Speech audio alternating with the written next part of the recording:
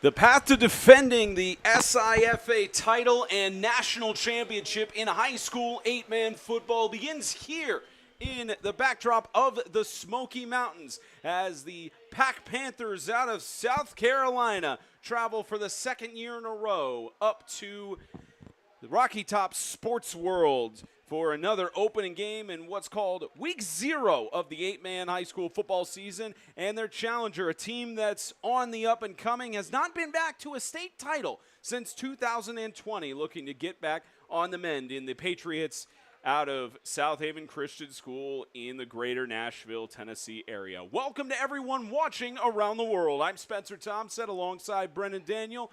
Drew Williamson joins us on the sidelines. Proud to be with you in Gatlinburg, Tennessee. Brendan, two teams we're very familiar with that we've had the privilege of covering over the last several years. And what stands out to me is with this PAC Panthers team, so many seniors graduating from that senior class last year that won them a national championship in overtime.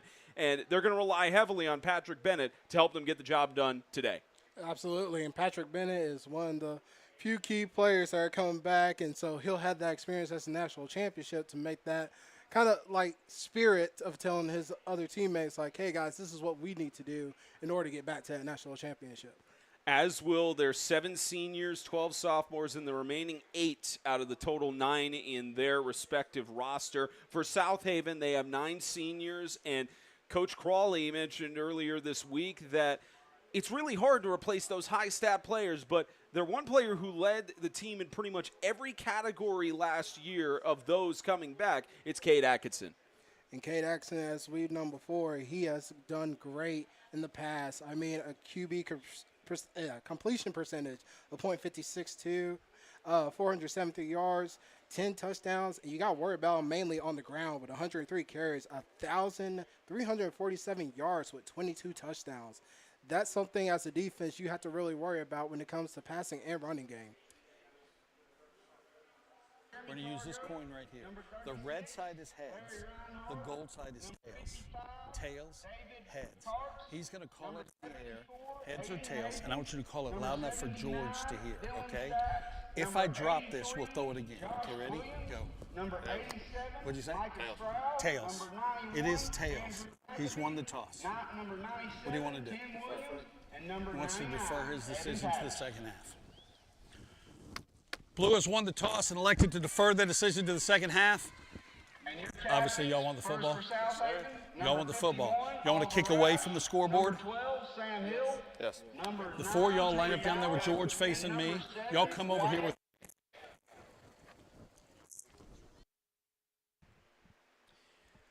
The Patriots. decision to the second half. Red will receive the football. Gentlemen, shake hands. Go get your teams. Come out playing football. The Patriots will receive the ball to start the first half with the PAC Panthers deferring, and we'll get to see South Haven's offense and what they're capable of in this 2025 campaign first. So much excitement to be able to be back here. You think about this is part of the 3rd ever edition of the Black Bear Brawl series, and this is only week 0. Week 1, there's 4 more games next week too, so it was a one-sided game, unfortunately, in the earlier matchup, and our thoughts and best wishes go out to Williams, who unfortunately had to be carted off of the field early in the first quarter, so you certainly hope that everything is okay with him, and hoping that we have a healthy, clean game with these two teams, especially early on in the football year. Absolutely, because the big thing is injuries are going to hurt you, especially going on in the main line. And this is, like Spencer said, this is only week 0, so this is really when you want to get your guys more experience, maybe even some young guys that you might want to glue in on some offensive plays. 82 degrees and slightly cloudy here on the mountain. The turf adds virtually about 10 degrees, so it feels like 92 on the field. And we were on the turf earlier visiting with the coaches, and very much feels like a heated environment that should add to the intensity of the matchup. Only when the sun is out, but when it's cloudy, it feels nice and breezy. Yeah, our sideline reporter, Drew Williamson, has very much expressed that, been down on the field all day, field cam and such. We'll hear from him in just a little bit. For the PAC Panthers, kicking off is Henry Bennett, who Coach Taylor was telling us that he's actually their backup quarterback who started for the junior varsity team as well. It's good to see him on the kicking side as a sophomore. Not much on the stat line on the varsity side last year as a freshman, looking to make a difference here in the Smokies. Such a tough challenge to defend your national title, such a challenge to defend your conference title, or even to get expectations high going into 2025. Coach was talking to us about that and said, really, there's a lot of people who don't believe in you, but if there's anyone who believes in themselves, it's this team. And away we go from Hammond Stadium, Legion Field, and we'll start out with a touchback and no return. We mentioned Cade Atkinson and how tremendous he was on the stat lines for last year. Pretty much anywhere you put him on the field, on offense, defense, under center, in the shotgun. And media day for the Southeastern Extreme Conference last week, Coach Crawley talked about how he's not the biggest guy, but he finds a way always to get down the field. It's all about heart. As long as you have the heart and the champion, that's all you have to worry about, man. Just play your game, do what you're supposed to, and you'll get the stats and get the dubs the way you want it. Got a lot of good defensive players on the PAC Panthers roster as well. Several of them getting awards for the SIFA All-Conference last year. Same for some players that have graduated for South Haven. But in essence, a kind of fresh roster for them as you get a slight toss there. Atkinson with the reception. He's got some space on the outside. He'll be forced for the tackle at the 41-yard line. Larry Reinard, the senior, getting the tackle. But a big play to start out for Atkinson on the first offensive play. A way to get him started on the first play right there. Just give him some good catch and get those legs going. You also have to worry about him on the ground, too, defense, so get ready for that. Yeah, Atkinson last year at 19 catches for 313 yards. Pretty much any time he caught the ball, he was getting about 16 and a half. Surprisingly, only one receiving touchdown from all those stats made up for it on the rushing side. This will be to the left side. Carry, that's Jared White, who will get up to about the 46-yard line.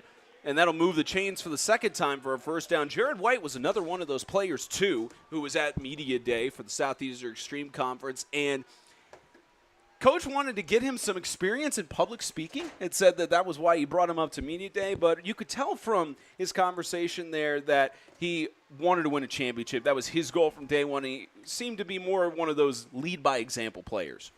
You want that out of any of your guys, honestly, and that's the guy to lead right there. Just able to tell these guys, hey, it's championship or bust this year.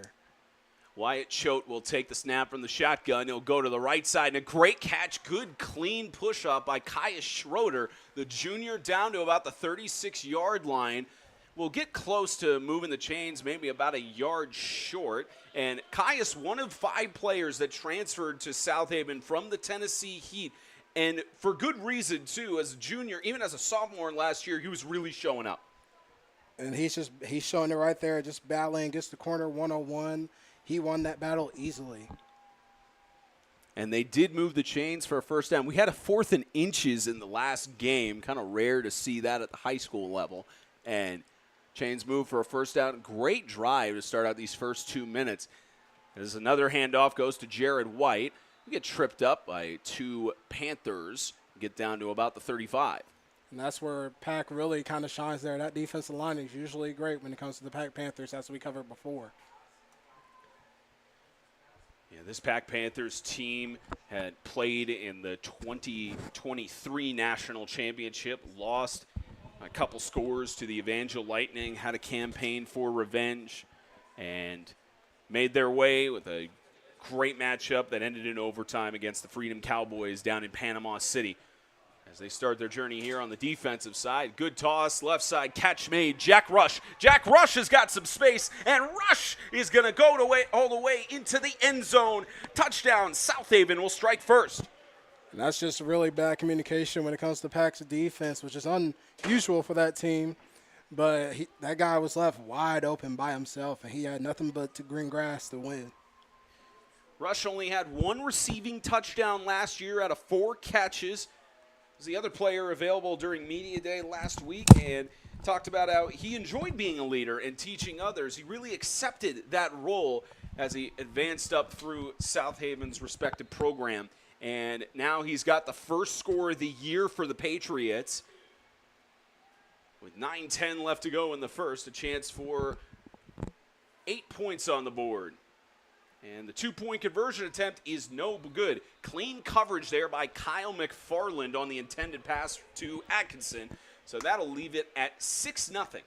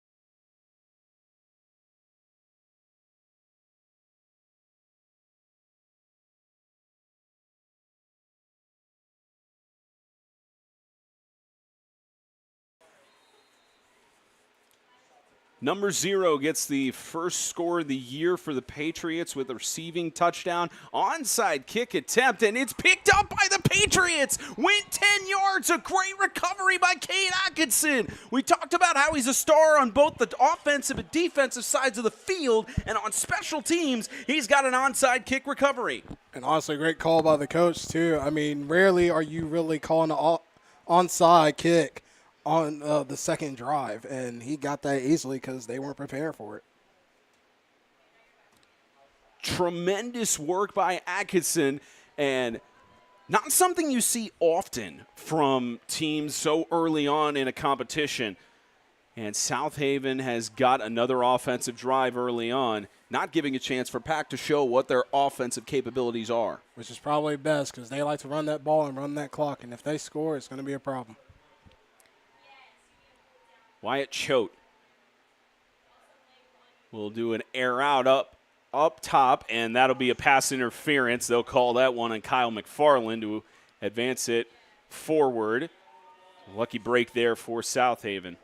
Yeah, just a little too handsy. Once he gets past that line of scrimmage, you got to let him go, and it's all up to your speed and be able to locate where the ball is corner-wise.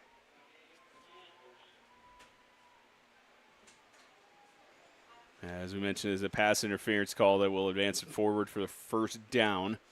And we'll wait to see where they spot the ball. They will be in PAC Panthers territory, continuing on where the initial possession started. So they'll go all the way down to the 28-yard line. Not the start you want if you're the PAC Panthers. No, not at all.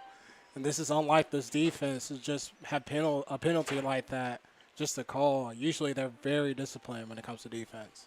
In the backfield, Samuel Hill will keep it to run it himself, but no chance he's going to get past the hands of James Ashelman, who had 6 tackles on his own out of 24 total last year, and 10 tackles for loss. He's got his first one in 2025.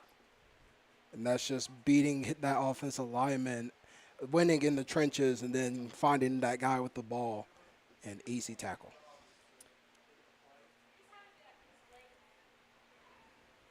And you mentioned how this PAC Panthers team loves to rush it and run down the clock. Only 4 minutes gone after 1 touchdown here.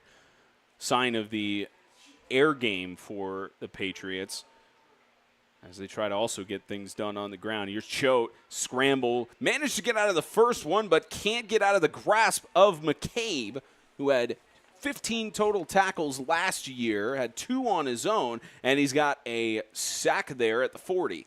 Well, add another sack to his lineup because luckily, he had a guy that stopped him, that quarterback there, because it looked like he might have had a guy downfield, and he was lucky enough to get there at the good amount of time. Michael Crawley, the head coach and offensive coordinator for the South Haven Patriots. He's been this is his second stint as the head coach of the program. Has been around for 18 years. The rest of the time coordinating the offense. They've done pretty well in that circumstance as White will get the pitch on the right side, avoids the tackle from Gage Taylor, tiptoeing again, and it's another touchdown. Jared White on the rushing game had 1 touchdown out of 2 carries, and he's got another 6 on the board for South Haven. You got to give a shout-out to Jack Rush, number 0 there. He made a perfect block in order for him to just get a jump over this guy and get that touchdown easily. And unfortunately, we've got a PAC Panther who's down around the 40-yard line. Medical staff is looking at him. They just helped him pick up to get back on his own feet. That's Gage Taylor. Good to see him come back up. Could be cramps. You have that. You see that happen a lot in heated games like this where you just need some water and walking normally on his own. And you also see some frustration from him on the sideline, which you understand. It's frustrating when you let a tackle like that go. Yeah, and then, you catch a cramp in the middle of it, even more frustration because that's what you're more focused on, that pain now. Because you want to get back up and try to get that guy, but when you get a cramp, it's hard to do. Got to drink more pickle juice. Rush and White, the opening scorers. Both getting their respective touchdowns. Kind of cool to see both of these teams. It looks like we've got time on the field. The Panthers are going to call time with 7:05 left to go in this first quarter to figure things out and try to prevent a 14-0 lead for South Haven.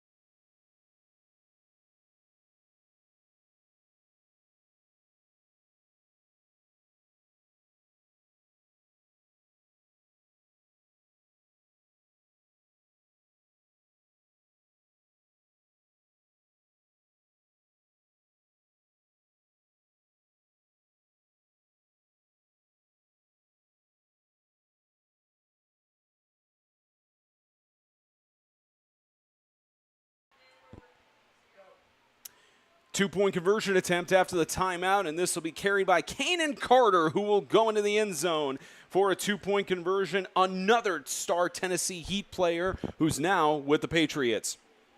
And that has to hurt from a Tennessee Heat fan perspective. Just see your guy transferring to another team and just putting in the work and showing that he still can contribute to his new team.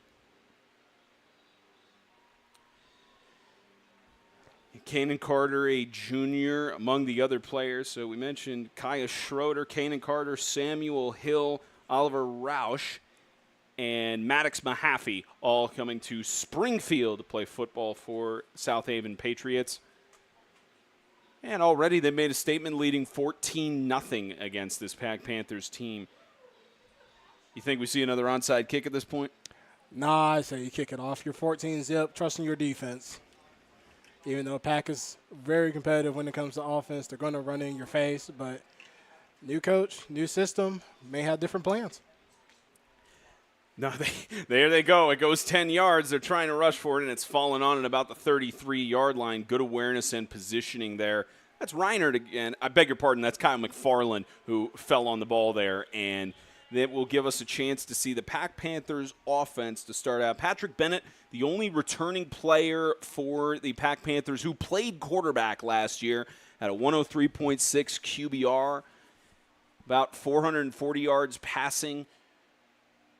That's 6 touchdowns and 2 interceptions. So interested to see how the junior steps up to try and fill the difficult shoes of many people they had under center last year. Yeah, but you want to just look forward and play your game. Don't worry about the outside noise. It's all about you. And it'll be a direct snap. This is Patrick Bennett keeping it, and he's got space. Patrick Bennett to the right side, all the way to the 37. They'll spot him at the 35. And that's why South Haven didn't want the Panthers on offense, but we have a flag in the backfield.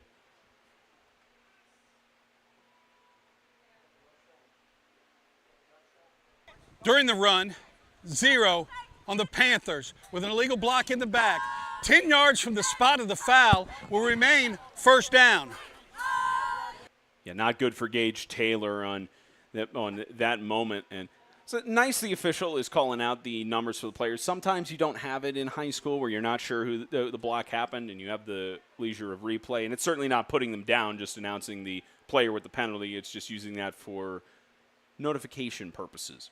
And plus, that goes for the coaches. They can just go back and see, hey, who made this mistake, so we can go ahead and talk to them and get that mistake fixed so it doesn't happen for the next game. And they'll have film study. To my knowledge, both of these teams will travel back once this game is over to their respective cities, back to Columbia and Springfield. And this will go back for a first attempt at about the 34 as this gets another direct snap. Looks like that's Josh Williams who will go up to the 42-yard line on forward progress. He'll spot him down for a gain of a couple yards. And looks like Coach Crawley, you could see him on the sideline asking with something of the officials, thinking there was maybe an illegal formation, but just gave a thumbs up to the side judge there and got the clarification he wanted.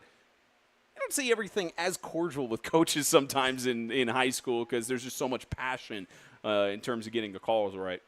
It looks like he just wants to make sure his system is okay to put in, and they line up any type of way. Just let the coach know, and he'll adjust it.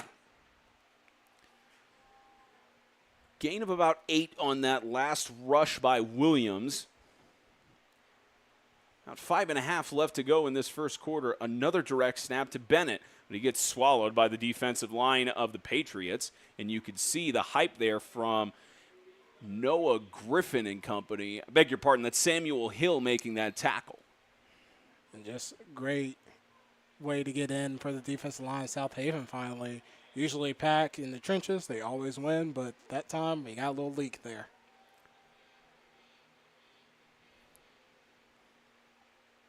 Moves the chains for a first down to the 44. As this PAC Panthers team, I don't even think we've seen a pass yet from them on this offensive drive. They've just been using the run game that's been successful these first couple of first downs. There's your first pass play on cue, and a great catch there by Kyle McFarland. One man to beat. He's not going to beat Jared White, but how about Kyle McFarland, who had 243 receiving yards last year, has got a big catch to get it downfield. Excuse me, sir. Watch your head as he just goes over the guy, mossed him even, and just got a couple of yards. Good catch. Tell you, Kyle McFarland stepping up in his junior year, averaging about 27 yards per catch in the 9 catches he had in 2024. And he's doing more with that too, and he's going to keep doing what he did last year as well. And we have a stoppage from the officials. It's an officials timeout. I think they might be asking about, it might be something with equipment here. They're sending off Oliver Roush, the senior. Looks like there's a patch maybe on his elbow. And they send in Johnny Zhang. So Oliver Roush will head to coaching staff. They'll take a look at him. Probably something with his equipment. They're making sure that that's situated. Yeah, I've been there, done that. I've had belt issues before when I hit a guy so hard that my belt come undone. It was kind of weird, but hey. Looking for the pass. Instead, it's Patrick Bennett trying to push through, and he's got a touchdown. The PAC Panthers respond. And he just tippy-toed over somebody, too. They had him by the foot, but watch this in this replay right here. He gets got, but he's just able to tippy-toe out of the situation right there. Excuse me. And he just goes in for the score. 14-6. Right now an 8-point game. Chance to make it 6. And I don't think I've seen this before. They are squirting water on a particular part of the field at about the 23-yard line. Can't tell if that's maybe I don't think it's a divot because you don't really have that happen on turf field. No. I guess it is because the South Haven coach or player there, that's wearing 85, Aiden McNatt. Yeah, it's Aiden McNatt, the senior, making sure that's safe there. Not something you see often. No, but hey, one of your senior leaders taking the charge there and make sure his guys and the other team is good. Direct snap, Gage Taylor will push through the goal line and will make it a 14-8 game. Well, both these teams rush heavy, no kickers for PATs, but we got a 6-point game in the Smoky Mountains.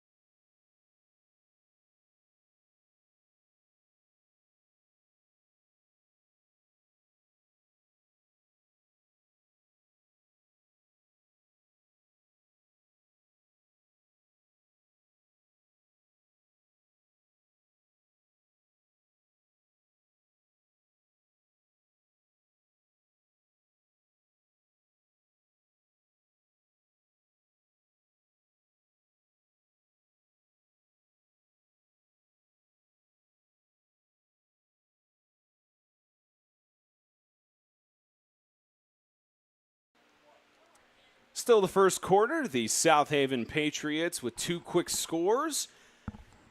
PAC Panthers managed to respond as this will bounce all the way into the end zone for a touchback. And for the first time this afternoon, let's hear from down on the sideline with Drew Williamson. Drew? Thank you, Spencer. Well, we got an absolute barn burner on our hands so far, y'all. Both of these teams have elite playmakers and athleticism everywhere. For the South Haven Patriots, they've already got 14 early first quarter points. The PAC Panthers looking to defend their title, though. It's proven to be not easy so far. We'll see how the rest of this half goes. Yeah, the PAC Panthers, we mentioned it at the top. It's challenging to defend a national title and difficult to defend that title, but one of those situations where other teams have done it. They've had to go through those motions of, as Coach Taylor put it, people not necessarily believing in him, so all we can do is believe in ourselves. As South Haven will start out this offensive drive. Wyatt Choate with a deep pass incomplete. No pass interference called. Good coverage. That was Kaya Schroeder, the intended target. And just a tad bit overthrown there, I'll say, too, but also a great stop there by 26, able to get out there and just a good block. 36 on the defense. 10 yards from the previous spot. The result will be a first down. So they called a holding there on Larry Reiner. Not something you see often, an automatic first down. So lucky break there for the South Haven Patriots. And one of those, it's better certainly than a pass interference because of the yardage, especially at the high school level. But still one of those you probably want back. Absolutely. He probably tugged a little bit on the jersey, and that's all it was, you know. It depends on how much the gap there is, because usually you get away with that sometimes if the ref's not really that close to pay attention. Choate, the direct snap, they'll stop him for forward progress. A good tackle for loss from the PAC defense. Again, that PAC defense just winning in the trenches. Number 99 there, Evan Patterson. All-American sleeve right there. Seems like he was in the All-American game last year, and maybe he'll be again this year.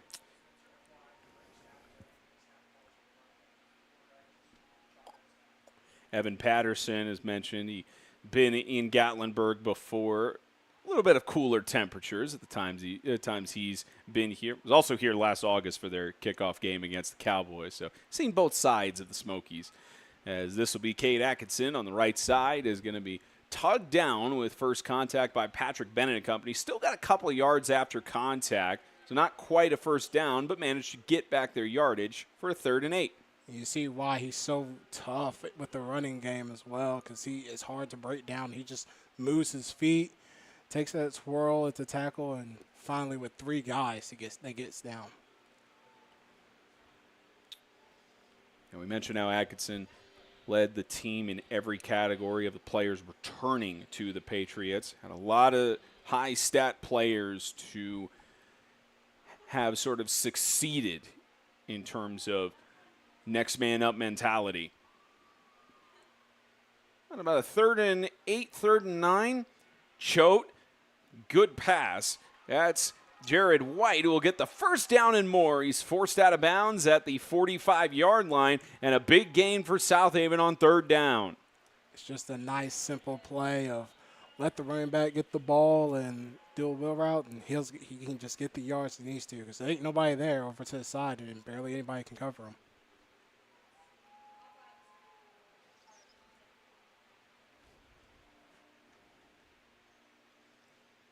Seth McNulty, the defensive coordinator for the PAC Panthers, is trying to find a way to match up against Michael Crawley's coordinated offense. Right now, at least this is their 3rd offensive drive of the game. Haven't really been able to stop them. They've been able to drive down the field. Which has been a great thing for this offense, because that PAC Panthers offense, as you've seen, they score quick and they run that ball with Atkinson with the rush up the middle. Chunk gain for about 2 yards there for a 2nd and 8. Still in PAC territory. And Atkinson, we've talked about how he was one of the better stat line leaders, but freshman and sophomore year in the Gatlinburg Rising Stars game for South Haven, and we mentioned how they haven't been back to a conference championship since 2020. So in those last 2 years, still being a shining star for the South Haven Patriots. And now that he has all that experience, that gives him that superstar momentum to get them possibly into the championship. So Atkinson, speaking of which, almost got a catch there in deep coverage. Clean and no call there on Reinard. He's had a couple of times where he's gotten the short end of the stick in terms of pass interference, but gets good coverage there on 2nd down. I say he probably got a little lucky there, because I see a little tug. He let go at the last minute, but he played it right. Played the player. Don't play the ball.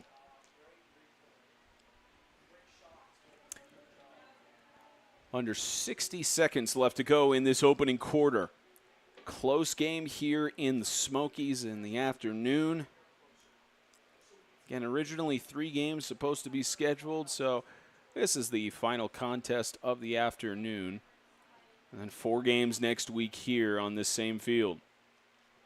They sent Atkinson in motion. 2 receivers on the left, 1 on the right.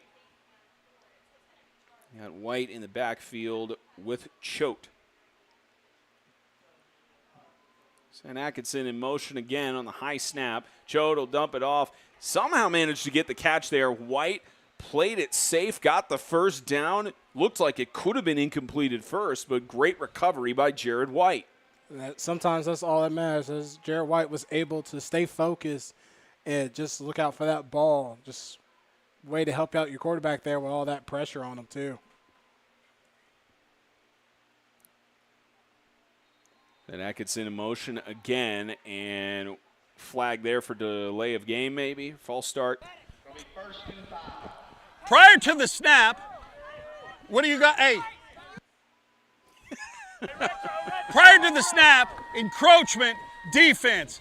5-yard penalty, remains first down. Seen that happen a couple of times with refs. They're like, wait, what do you got? What was the play? Making sure they get it right. 1st and 5 after the encroachment.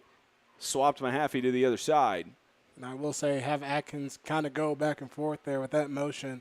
It is kind of worrying for the defense, because you never know. They might be pulling out a trick play and having to get the ball per snap. Final seconds of the quarter, trying to get another jump there, and they're just going to gather it in for the end of the opening frame. 14-8, it's a good one in Game 2 of a total of 6 over the next 2 weeks for the 2025 Gatlinburg Black Bear Brawls.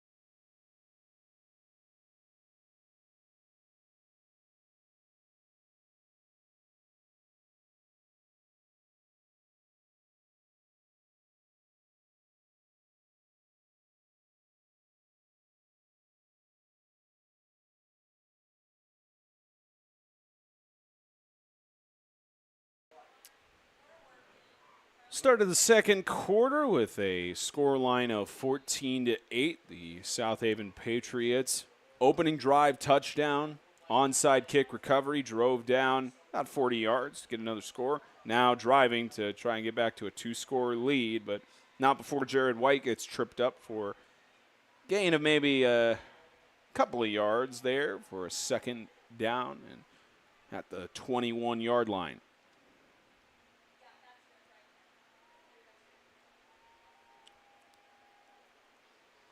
Jared White, interestingly enough, out of the players coming back from the 2024 season, had led the team in one category, and that was receiving touchdowns, but at 2. So one more than Atkinson. But in that case, he rushed there for 83 yards last year, as he'll go again. Had only 2 carries in the 24 campaign for 83 yards, 1 rushing touchdown. So stat line would tell you, oh, yeah, sure, he's got about 41.5 yards per carry, but they just didn't go to him that much because of how good of talent they had last year in the backfield. And now he has that moment and chance to actually show, like, hey, I could have gave more last year if you would have put me in.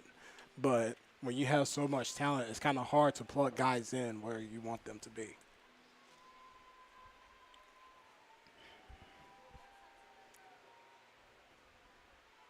And Coach talked about how it looks like Coach Crawley is going to burn a timeout here.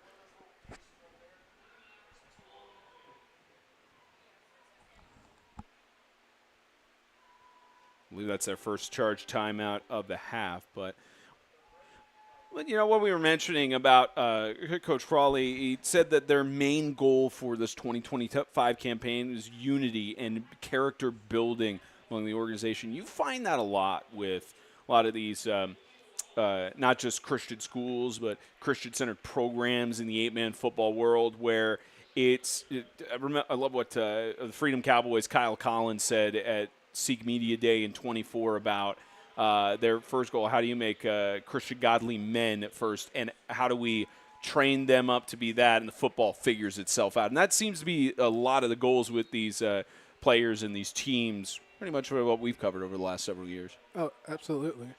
You definitely want to have that just trickle down even, because it might reach like the 7th, 8th, and 6th graders too when they come up and come on the team, so they know, hey, these are the expectations that are of you when you join this team.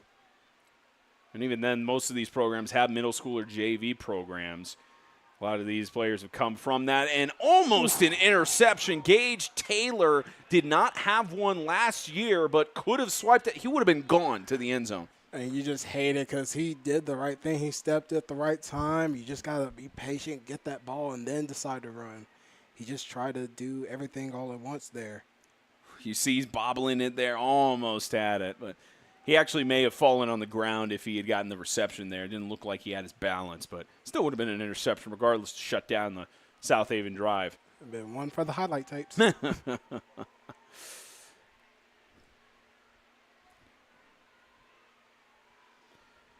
Fourth down and about 6. First time the Patriots have, the first or second time they've been in a fourth down situation so far. Deep toss, Choate over the top, complete touchdown, Jack Rush. His second receiving touchdown of the year.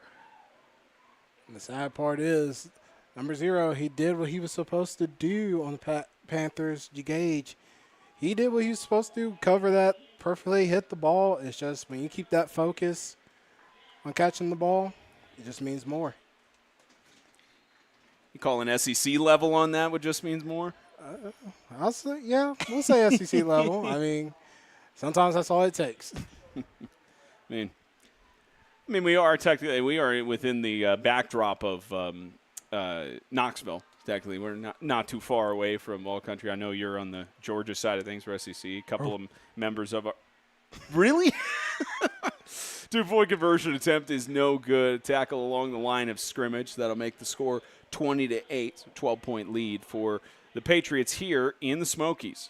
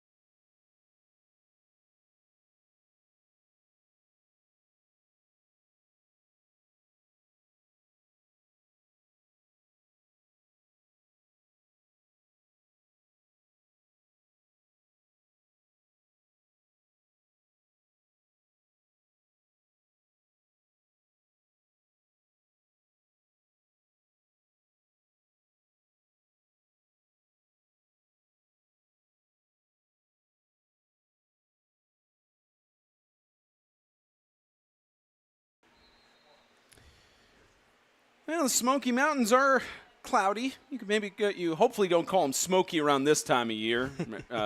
As this goes for a onside kick recovery, Gavin Taylor getting down. I say that because we remember a couple of years ago the devastating fires that ravaged the Gatlinburg area, and the community certainly bounced back, recovered and such. That's why you hope it stays cloudy. You love the smokiness during the winter time when it's those kind of clouds and everything, but certainly not during August. But it definitely gets cold up here, as we both know. Mainly me, because I live here. I'd rather be cold and shivering than hot and sweaty. I've realized that in my lifetime. Teach his own.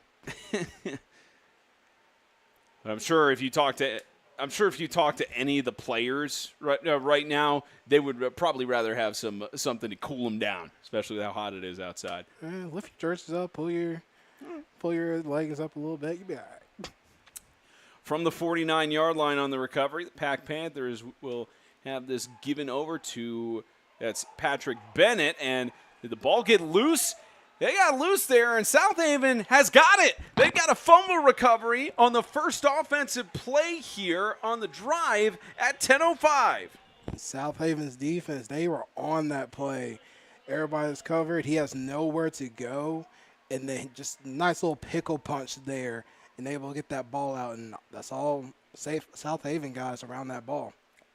And that's Tate Ballard, the senior, who had one caused fumble last year, and I believe that was Oliver Roush who got the fumble recovery. No, he's just standing over the pile there. So it was one of the other South Haven players who got it. You see 0 looking up there, waiting for the number. It looks like Samuel Hill. I think is Samuel Hill maybe? If that's Samuel Hill, we talked about one of the players transferred from the Heat. Could have also been Wyatt Choate. We're trying to piece the numbers together on there. But regardless, South Haven has got a fumble recovery, and first caused fumble of the year for Tate Ballard. And carry up the middle, South Haven back on the offensive side. Cade Atkinson will continue to push the pile. Still going. I love the officials letting this continue to go out. Sometimes they might call forward progress early, but almost looked like a rugby scrum there. Cade Atkinson pushing it forward. You can't stop it when your whole offensive line or other players are just up there pushing it. Refs are really letting these guys play today, and we love to see it. And Cade Atkinson, oh my goodness, just able to push the whole group along just by himself, because it's a lot of PAC, and I love South Haven. How about Kaius Schroeder? He bumped initially into Atkinson and then weaved around the pile and was helping block some more of the Panthers to get those extra yards. So they'll call forward progress at the 31-yard line. Patriots continuing to drive to try and increase their lead to 18. Carter on the outside. They'll just snap it to Atkinson, who will tiptoe the sideline and will try to push forward to about the 21-yard line. If it ain't, don't fix it. Keep giving him the ball. Feed that man. He's done so much for you already. Just keep on going. He might be small, but like I said, he has a heart of a champion for sure. Wyatt Choate has gotten a couple reps in here for the Patriots at the quarterback position, which he is not unfamiliar with. He actually led the team in completed passes and passes attempts last year, 32 for 57 for 446 yards. So a good combination between Cade Atkinson and Wyatt Choate on the offensive schemes. So it's all about who gets the ball first. If Atkinson's get the ball, please believe they're probably going to run it. But if the quarterback gets it, he's going to throw that bomb, and his team has been catching it for him easily. A little bit of a low snap, but Mahaffey gets the ball, trying to push forward. Maddox Mahaffey, another one of those players from the Tennessee Heat who started to get some playing time really in the semifinal and Victory Bowl for the NHFA last year. It was one of those players that continued to put the work in, grinded it out, and got his spotlight on the national stage and made some plays that both our colleague Eli Cornett and I really seem to enjoy.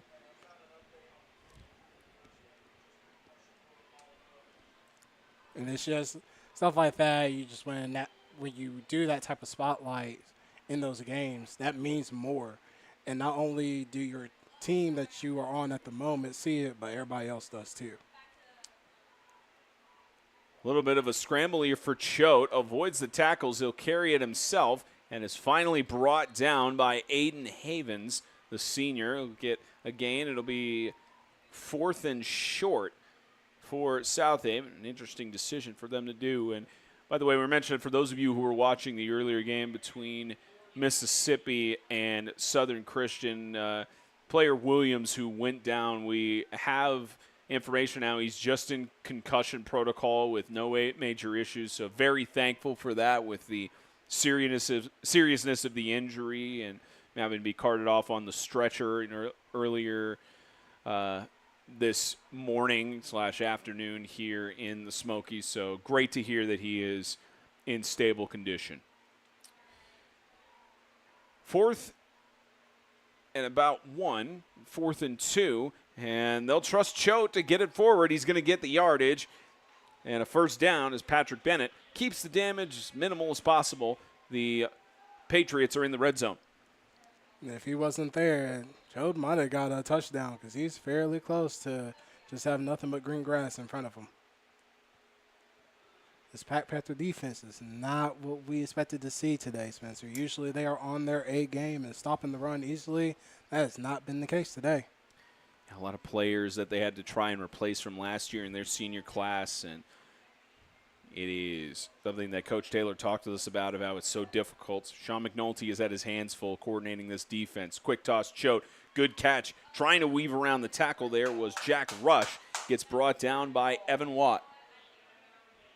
And that was just perfect on the defense. Just stay right there on that guy. As you see on this replay, stay close to him. As soon as he catches that ball, just bring him down. I like the shot on that, too. It's a good one. Shout out to Drew on camera work on the sidelines. It's a good one from that angle. Shout out to Drew. He's been doing great work on that sideline. It's almost like our director, Lee Baldwin, has done this kind of stuff before. She very much knows what she's doing. You got Mahaffey and Carter on both sides of Choate. Choate, deep toss, end zone, looking for the touchdown. It's Kaya Schroeder. The former Heat player is keeping things fiery in Gatlinburg. And Joe just out here throwing dimes here. It's just perfect over-the-shoulder catch, giving nothing but his guy the ball. The corner doesn't stand a chance.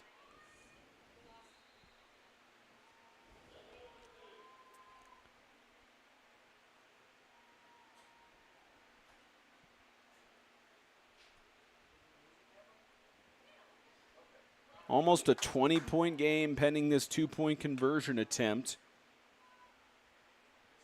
You mentioned this is not the PAC Panthers team that we saw from last year. As this gets in and it is intercepted, but again, it's people get upset about it. They get frustrated. The rule has not been changed at the high school level yet. They stop it whenever the ball is intercepted or fumble recovery. As it's now a 18-point lead for the Patriots over the Panthers.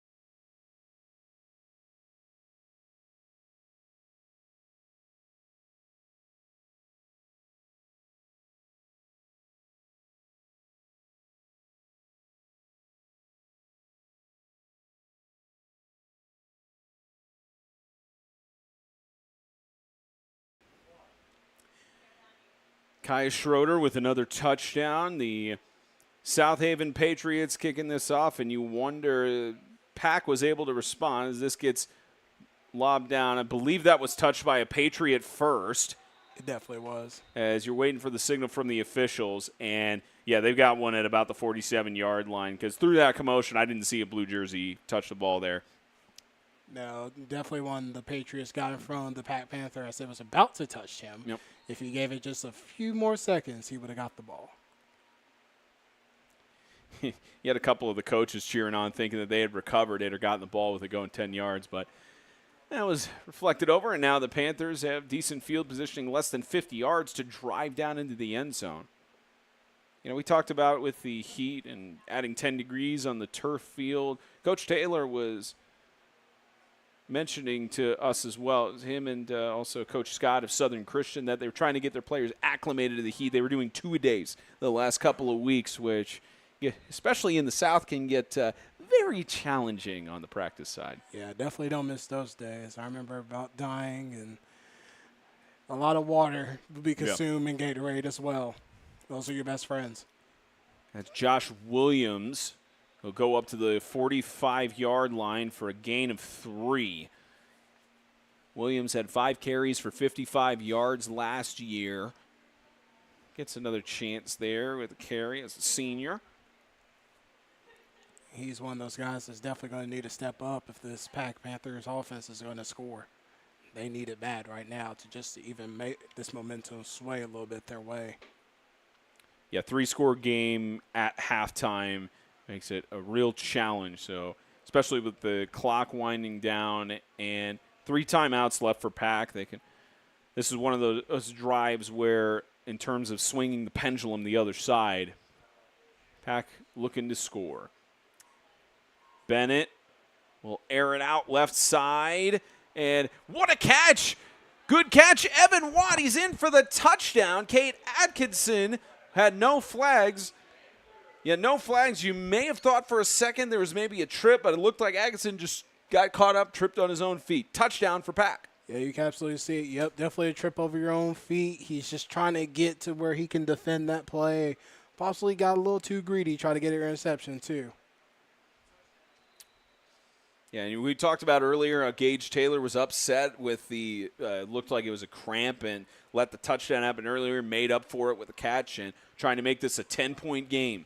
Hey, sometimes that's all you need to do as a player. If you fail once, find a way to get that back in any type of way, whether it's scoring, first down, or turnover.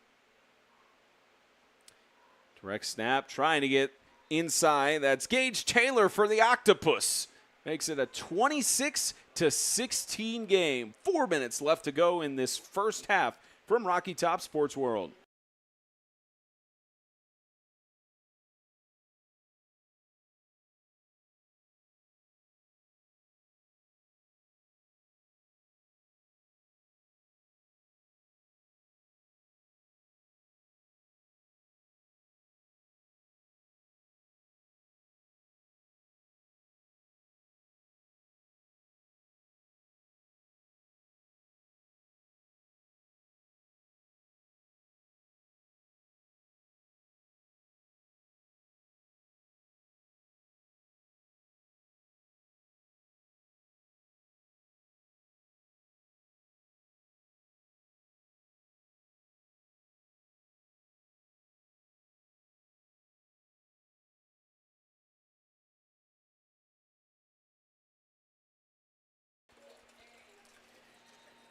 Well, 4 minutes left to go in this first half. 26-16 lead. The Director of Business Development here at Rocky Top Sports World. We'll talk about that in a second. As the 14-yard line is where this return starts from. Right side is Nolan Griffin, who will get down to the 20-yard line. So Andrew Capps, the mastermind behind the Gatlinburg All-American Series, including these Black Bear Brawls, said it was going to be a close game, and that's what we've seemed to have. I know one could argue it's different because of it being an 18-point lead, but unsportsmanlike.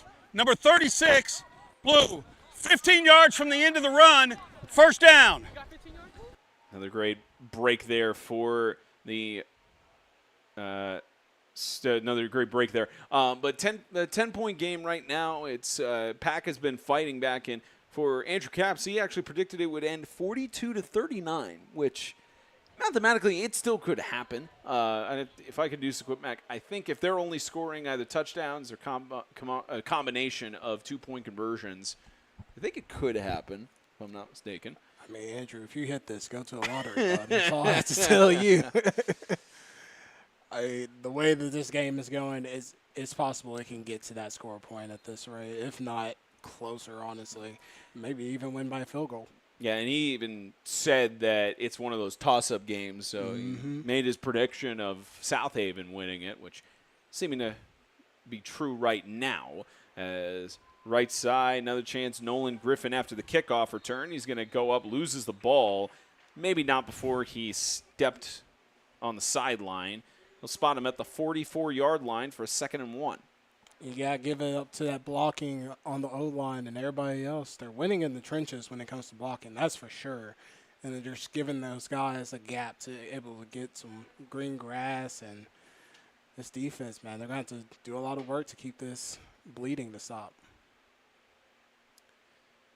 The other thing you notice as well about South Haven on at least this first play, you wonder if they go rush heavy to just drain out the clock and not give a chance for the Panthers to get the ball back. Yeah, I mean, that's a smart role play there because, I mean, it's kind of like Kansas City Chiefs. You don't want to give them the ball to possibly score again and make this game any closer, especially if you can't score at all. And because of the Panthers getting the ball to start the second half. Big drive here as Choate will push up the middle for the first down to the 49-yard line in Panthers territory. And the Panthers are having a hard time stopping this run. So, I mean, if it ain't broke, don't fix it. But they're also having a hard time stopping the passing game as well. I mentioned earlier how Michael Crawley has been the offensive coordinator, and this is now his second stint as head coach for the Patriots team. And it's really – he has been a sort of staple on the offensive side because back from starting to cover this in 2017, South Haven has always had a solid offensive plan. And as you can see right here, they're just executing it properly. And I mean, you probably had some young guys that were in this probably early on in the days, and so they know what to do whenever they call a play. No chance for Choate, swallowed by several Panthers in the backfield. And there's that PAC defense causing issues there. Just everybody able to get off their blocks and just get to the runner as Chubbs tried to do something with the ball but couldn't do it. And you wonder when PAC would use any of their 3 timeouts under 2 minutes, maybe saving it for the drive if they get the ball back. Certainly you wonder how much time they're going to get back with it now being a 2nd and long and South Haven taking their time to get these plays going. And South Haven also has 2 timeouts. They could just run it down to the last second to maximize the amount of time they take off. I would say PAC probably after this play right here, I'd probably call that timeout because they're just going to waste that time as much as they can. 90 seconds remaining in the first half. Backfield, I got Samuel Hill who's going to air it out on the right side. Kaya Schroeder overthrown, and that's not what you wanted to happen if you were the Patriots, because now you just gave essentially free stoppage to PAC Panthers. As I like to call it, a free timeout, especially at a time like this. So now, PAC, all you have to do is stop them here, get that 4th down, and stop them one more time, and the ball's yours. And they'll send in Atkinson and Choate.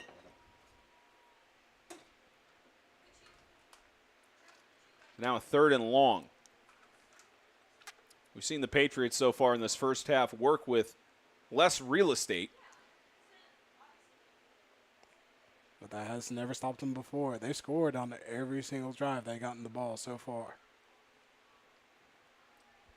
About a 3rd and 12. Low snap, quick pressure, dump off, incomplete.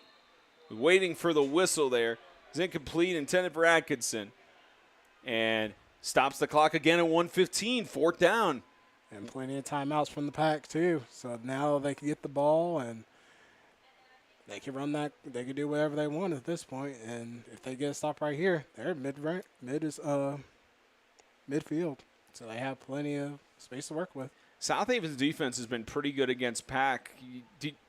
I would think you punt here, right? Even with their defense being good, because you don't want to give them too much or too little of yards to go down for a score. Oh, absolutely. And now it looks like they're doing it, which is a smart move. Oliver Roush, senior, who transferred from the Tennessee Heat, will, at least it looks like they're going to punt with changing their respective personnel on about a 4th and 12. They also did a lot of onside kicks that we weren't prepared for, so you never know what could happen right now. They do have Kane and Carter on the outside, but seen fake punts before in this game, but would not be surprised if this one does get booted away. Yep. Waiting till the last second for a potential encroachment. That PAC defense just staying put. No one's moving. And Coach Crawley will use his second timeout of the half. Timeout, Patriots. Timeout on the field. Their second charge timeout of the half. Well, 1:15 is what's left here. Well, we got a moment. It gives us a chance to talk about the Black Bear Brawls continue next week. So I was mistaken. It's 7 games total. It's this week, 2 games and total of 5 going on. 1 game or 2 games happening simultaneously on both fields here at Rocky Top Sports World. And we could tell you about those here. At least the games that 8-Man Extreme will be covering next week, starting at 11 a.m. Eastern, 10 a.m. Central. East Central against Faith Christian. Preston McElhaney and Brendan will actually have the call on that one next week, so that'll be a fun one. Tennessee Tigers and Augusta Eagles following at 1 p.m. Eastern. You and I will be calling that one. Get to see our colleague Eli Cornett coaching on the sidelines there for the Tigers. Cabarrus and Cincy Landmark at 4 p.m. Eastern. Theodore Fernandez will call that with our current producer James Shannon. Bless Theo on that one. As it is a fake on the punt, incomplete, intended for Atkinson. It's incomplete there and results in the Panthers getting the ball back at the 49-yard line in South Haven territory. I think if Atkinson would have caught that ball, he definitely would have got a first down, but the touchdown might have been questionable because I think there might have been one guy to beat. And the last thing I'll mention on that, because James will bug me until I finish the thought, the nightcap next week at 7 p.m. Eastern. Nightcap, main event, whatever you want to label it as. Evangel and Arundel Parrott will collide. Eli Cornett and I will be on call for that one as well. Second time that they've faced off as well. So should be a great matchup. 2023 national champions on their 6-game winning streak in the title game. Should be a fun one. And right now at 39 games straight that they've won. We haven't heard of that in the high school level ever. So should be a fun one next week from the Smokies. Right side, Patrick Bennett trying to get past the tackles. Tried to spin out of one, but a great leg wrap by Oliver Roush. It's tripped up in the backfield, and PAC has not called a timeout yet. 60 seconds left, and there we go. Timeout. Blue. That's their first charge time and a half with exactly 60 seconds left as they get sent back into their own territory to the 45-yard line. All right, Brendan, coach's cap time. What's your offensive play strategy in this next 60 seconds? I mean, I'm going to try to do some tricker plays here, maybe even do like a passing play here and there, because obviously the running game is not working. South Haven is definitely focused on your running game. They know that's what you're going to do. So the few times you pass the ball, it's been successful, so why not try to go that route? If you don't pass the ball, at least that gives your quarterback a chance to run, which he's been great at.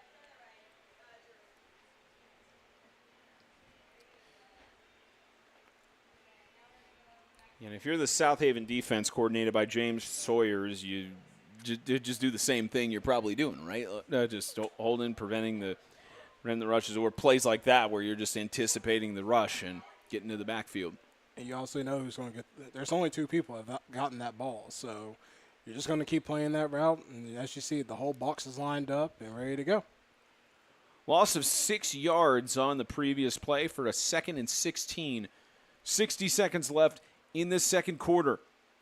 And they'll give it off. This is to McFarland, who's got an opening, cuts around Schroeder, and will get spotted for the first down. A great rush there by Reiner as they stop the ball to set the chains.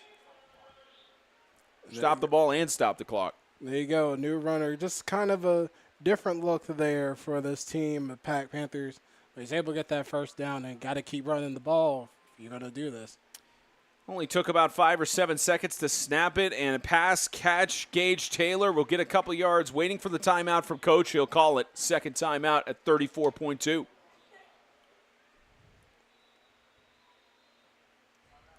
Got a gain of about 6 yards there for a 2nd and 4. There's only one timeout left for the PAC Panthers. Panthers, their final timeout of the half. Oh, I beg your pardon, their final timeout. I guess they must have burned one earlier that we missed. And that kind of is the bad thing because now you got that pass play. It did pretty good. You did what it needed to do. But if you only had 2 more timeouts, if they had a couple, just 1 more, 2 more timeouts, I think that would help them in the long run.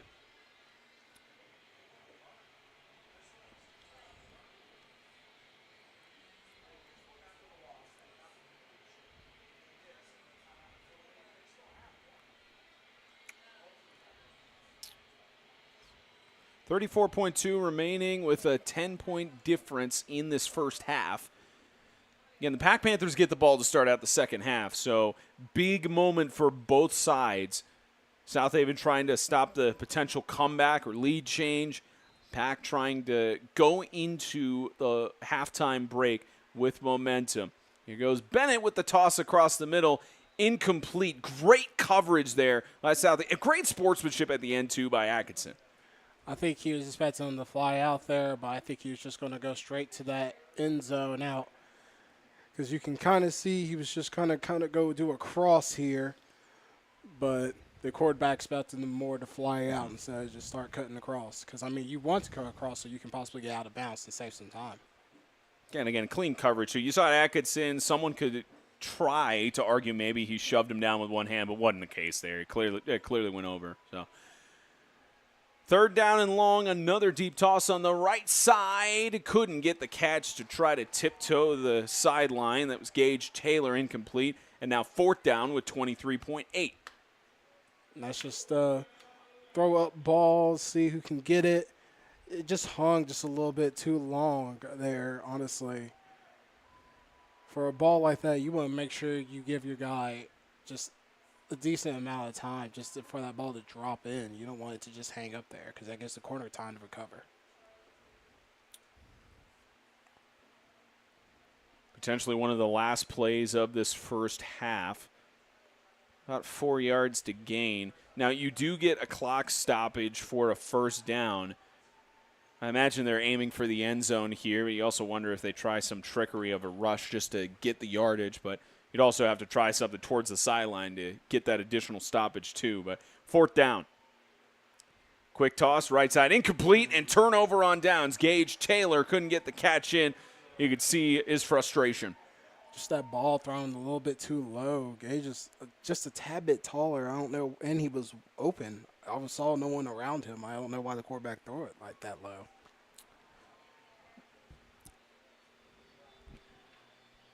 $18.9. South Haven gets the ball back, and a bit of a distance if they wanted to try some sort of shot here, especially because they have to defend to start the second half. Now, unless, of course, they try an onside kick like the trickery they've done earlier. But it looks like they might try it, but if this is me, I'm just letting the clock run down, trusting my defense, or trusting the onside kick at this rate to into the next half. Well, they at least have a formation looking like they'll try some sort of shot. They'll just dump it off. This one over to Chode. I beg your pardon. That was Atkinson who got the catch in. 1st down with 11.8, got out of bounds. So got a little bit of yardage there. Maybe one quick out. And that's smart play by your quarterback. Just let the guys run out, drop it down to the guy that's right there, and your star player, Atkinson, and get that 1st down, get out of bounds, and now you got time.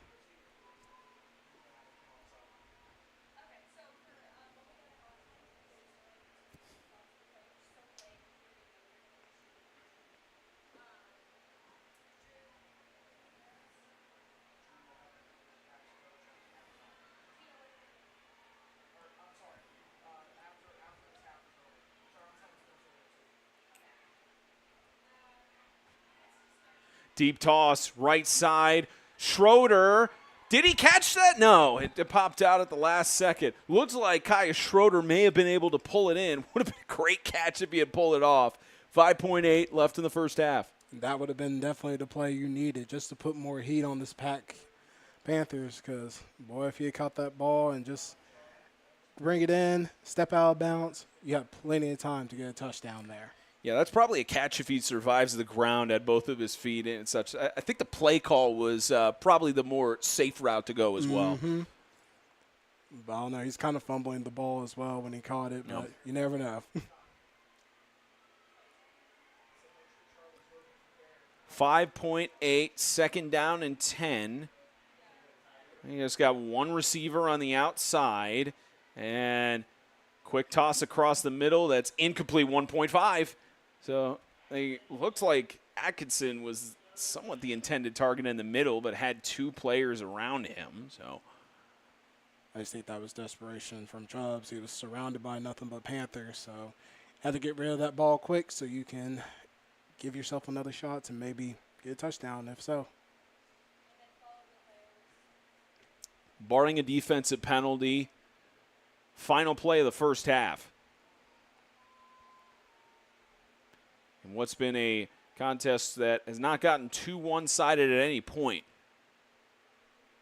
Now for the PAC Panthers, trying to get a defensive stop before they go back on offense, try and get the momentum back in their favor, and South Haven will burn their final timeout of this first half.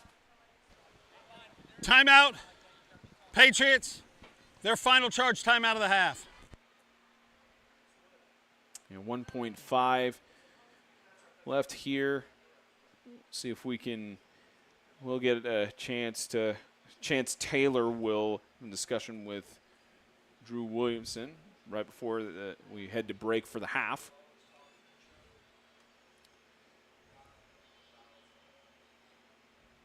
You think you see a shot here cooked up by Coach Crawley? That's what they've been doing the past couple of plays, so why not? Like I said, you want to keep your foot on these Panthers' necks because you never know if they could come out in the second half because we've seen this team come back and win a game.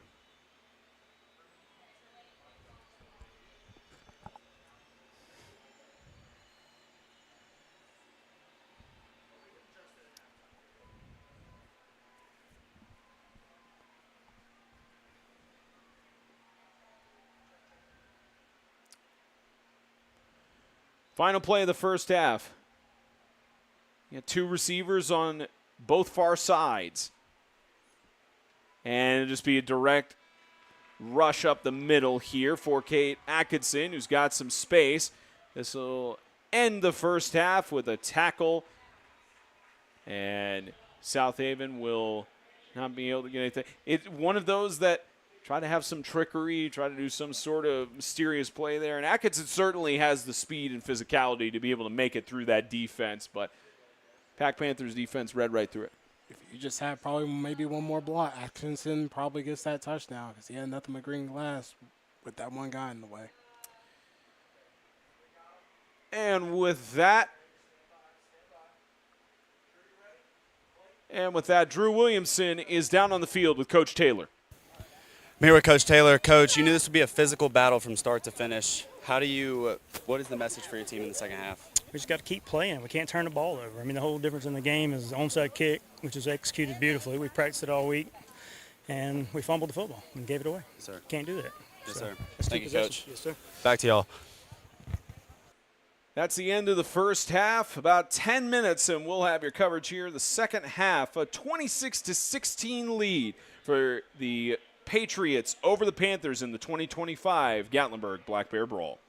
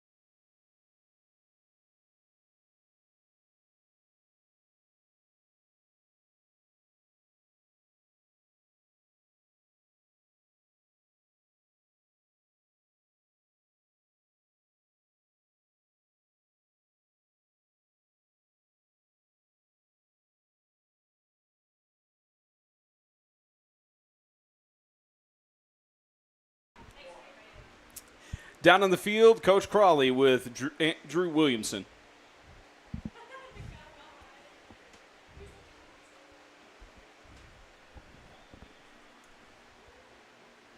James, can't hear him.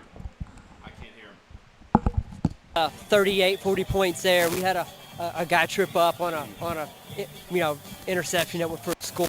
We just have to survive. You know the Panthers are not a team that's going to back away or back down. What is your message to your team to propel them to keep going even further? Yeah, honestly, we got to survive. We're gassed. Probably not a good enough job on my part getting us ready for the heat and humidity. But if we survive and we just stick to the game plan, I think we can finish this out. Thank you so much, Coach. Back to you guys.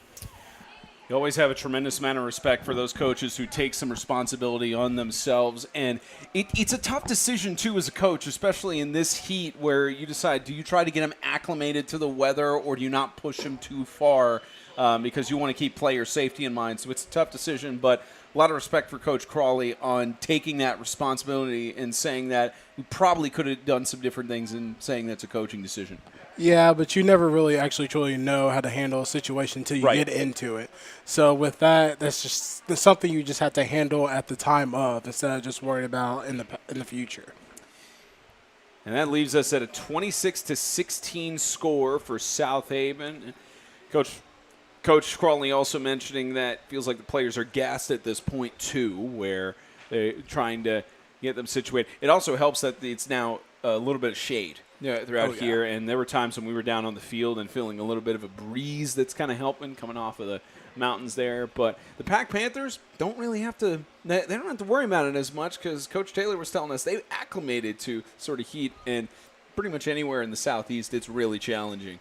Yeah, and I've already been around their way too, and it was pretty hot out there. So I'm sure they didn't have to worry about too much when they're acclimating to this heat because, boy, it's hot out their way as well. It is a close game, even though it shows a 10-point difference right now. The PAC Panthers trying to fight back into this contest. South Haven has led the entire game, no lead changes. And this Patriots team mentioned the last time that they have won a conference championship was 2017. Last time they appeared in a conference championship, 2020, trying to start the campaign here on a strong note, especially against the defending national champions who, even with the amount of players they've lost, they've still had a tremendous amount of fight in them through 2 quarters. Absolutely, and this is a good chance for South Haven to show at least, hey, when we are coming to visit you guys, we're going to knock you in the face, and we're going to keep going until you guys are tired and run out.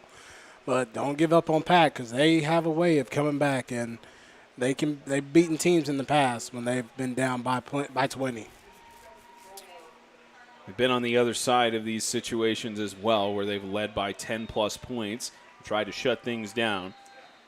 Oliver Roush will kick it off to start the second half. It'll be another onside kick attempt that will go the 10 yards, but even if that may have been picked up by Jack Rush, it looked like he may have touched it as the ball was bouncing around. And the Panthers will once again get great field positioning where the ball was touched at about the 48-yard line in South Haven territory. These Patriots need to be aware of that ball when they're doing an onside kick. Most of the time it's been touching them more than it has the PAC Panthers. The ball will be placed at the spot of first touching, 1st and 10. And that is technically a penalty with the illegal touching infraction. And 48 yards for the Panthers to drive down and make this a one-score contest. This is where you don't want to be for South Haven in the midfield and giving these PAC Panthers just a little field to work with to get a touchdown. Bennett with a toss right side, incomplete. Clean coverage there from Cade Atkinson. 36 is wanting to call, but he got there. Atkinson got there at the right amount of time. As soon as that ball was close enough to touch their hand, you're allowed to give yourself a little block there.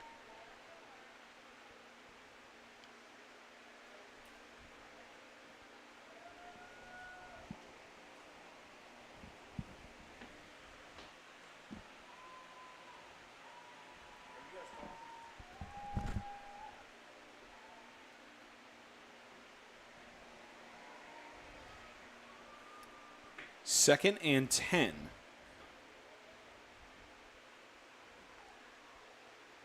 Chance up the middle for gain of a couple yards there. Patrick Bennett will get a gain of 3 for a 3rd and 7.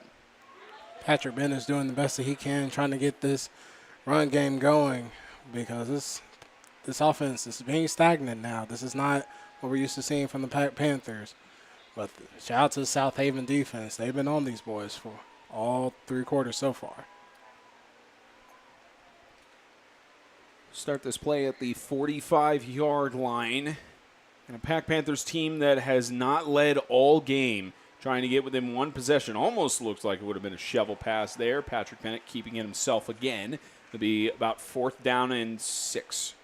And that's the one he might want to pitch there because I think even though it was a perfect fake, I'm not going to take that away from him. But sometimes it's just good to just not be selfish and get that little extra pass so you guys can get out there and get a 1st down for you.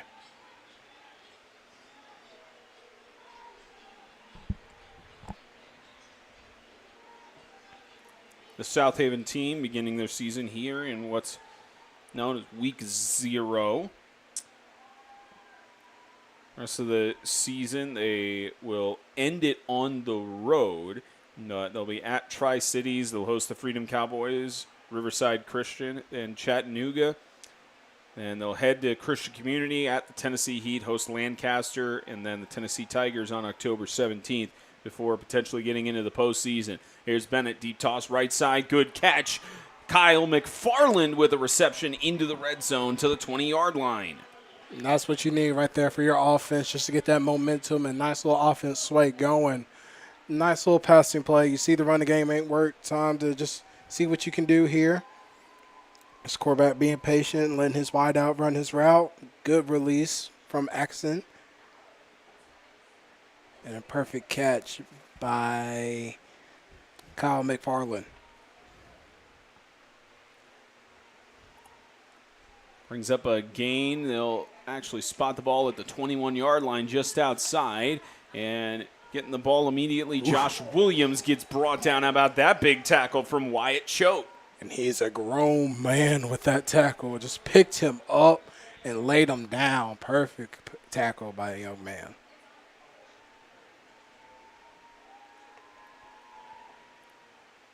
Only got a gain of a couple of yards, but does put the Panthers in the red zone now at about the 19-yard line. And the other side, McFarland not able to get past the defense. Stepping up there is Samuel Hill. Samuel Hill, perfect tackle there just below the legs because if you go for his upper body, you might have slipped and missed him. So it's perfect to go for his knees and just hold on until he goes down.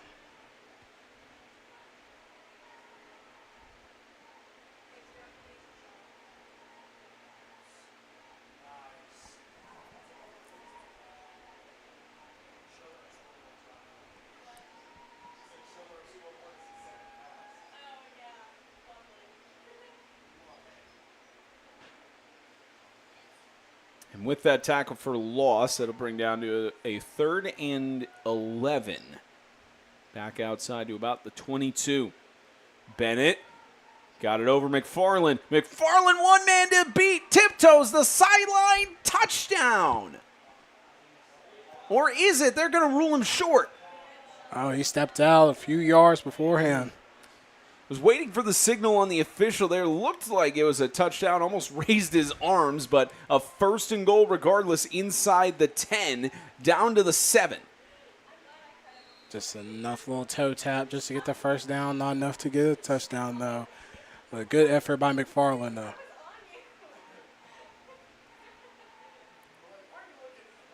This opening drive is shaved down about 4 minutes of game time, and up the middle, there's the touchdown, Josh Williams. He had 2 rushing touchdowns on the 2024 campaign, and exactly 4 minutes is all it took for their first score of the second half. Just as PAC Panthers probably played out in halftime. Just, hey, keep playing our game, and let's run the ball, run that clock, get points on the board. You see how it's done there, ladies and gentlemen. They go for 2. Just a 2-point scoring game.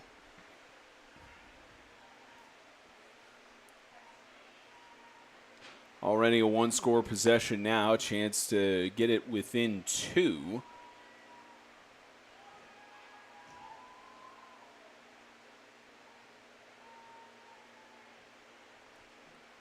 Taylor to the goal line. He's in. It's like an automatic 2-point conversion with him. Just give him the ball, get the blocks up front. He's in there. 26-24, a 2-point lead for South Haven here in the third quarter.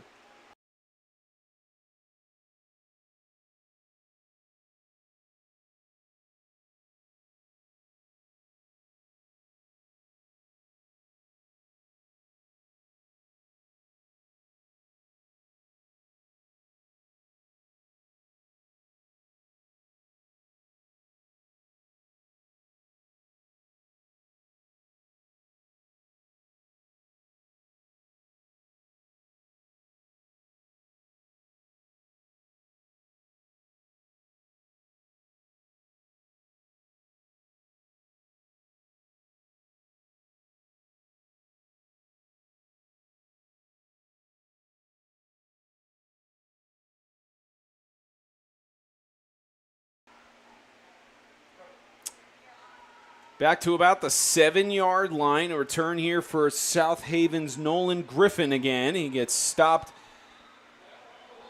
at about the 9-yard line, and we'll give a chance for the Patriots to try and drive it down the field.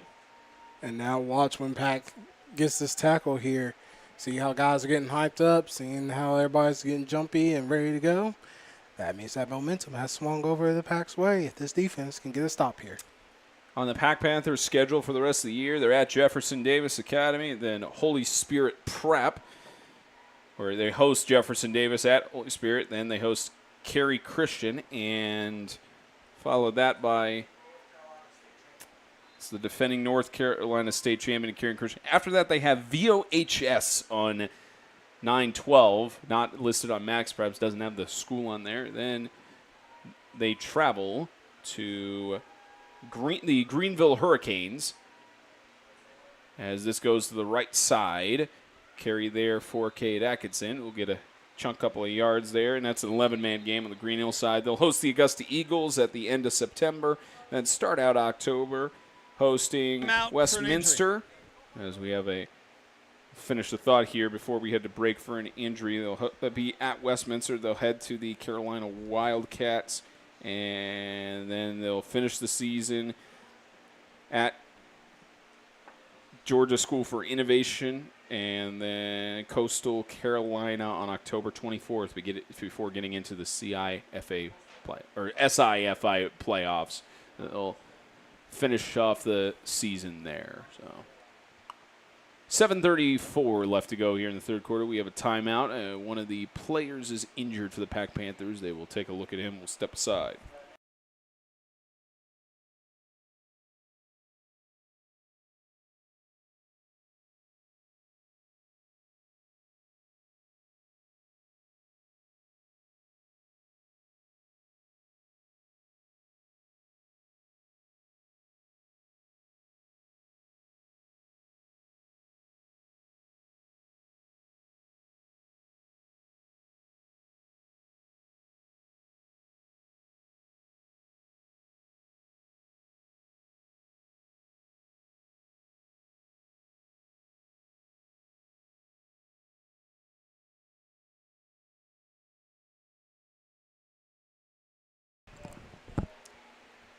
Timeout for an injury there. PAC Panthers will, I believe that was 99, maybe Evan Patterson, that went over the sideline. We'll see if we can get an update later on as Cade Atkinson tries to go through again to about the 21-yard line. Move the chains for a first down. And that's just the line just able to make great blockings, and it looks like we got a man down here. We got another player cramping up. We mentioned now the potential issue when you get into the heat side of things. Looks like just getting stretched out, and it's one of those things. I can't remember if it was Eli or Blake or whoever was saying we need the pickle juice on standby for the cramps. Okay, there's you, Brendan. I knew it was one of them, but we need the pickle juice or the bananas or a whole bunch of Gatorade and water to help with these things. But with this type of heat, all the above. Yeah. Just all the above on the sideline. appreciate those 100+ of you joining us here on your Saturday afternoon. Been a decent day in the Smokies so far. We got 5 more games next Saturday here at Hammond Stadium, Legion Field. Well, 4 technically on the Hammond Stadium side of things. There's 1 game on the lower field in terms of the full 5 games. 5 here at Gatlinburg Pittman, as Gage Taylor is going to head over to the sideline, and training staff will try to get him back up to full capacity. And you think about the senior who's already had an impact throughout this game as well. It's a tough loss for him for the time being. Under 7, clock winding down. South Haven on a 1st and 10 from the 21. Choate will toss it out up the middle. A great needle and thread play there across midfield. That was Nolan Griffin on the reception, and referee ruled the ball down before it popped out, but looked like a potential there for Larry Reinard to get the ball back. Control, and yeah, I think it looked like he was down before the ball popped out. Oh, for sure. Good call by the official. Just give it one more time just to make completely sure that it was a catch and it was down. Or not. Miss Lee There has it a is. different So, thing about yeah, it catches the back end of it there. Yeah, I think it's one of those where real time he's down before the ball popped out. So, anyway, South Haven. There's Cade Atkinson up the middle to about the 40-yard line. He'll get maybe the forward progress, or it'll be just short a yard.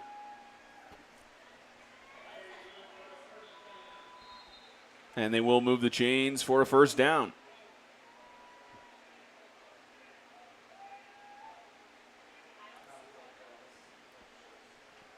Another good gain there from Cade Atkinson. You mentioned how he had 1,347 rushing yards out of 103 carries last year. Pretty much any time he was handed the ball, he took it 13 yards. And on track for that today. As South Haven continues driving, they'll get off this time to Kanan Carter. Kanan Carter pulled down in the backfield, tackled by Aiden Havens.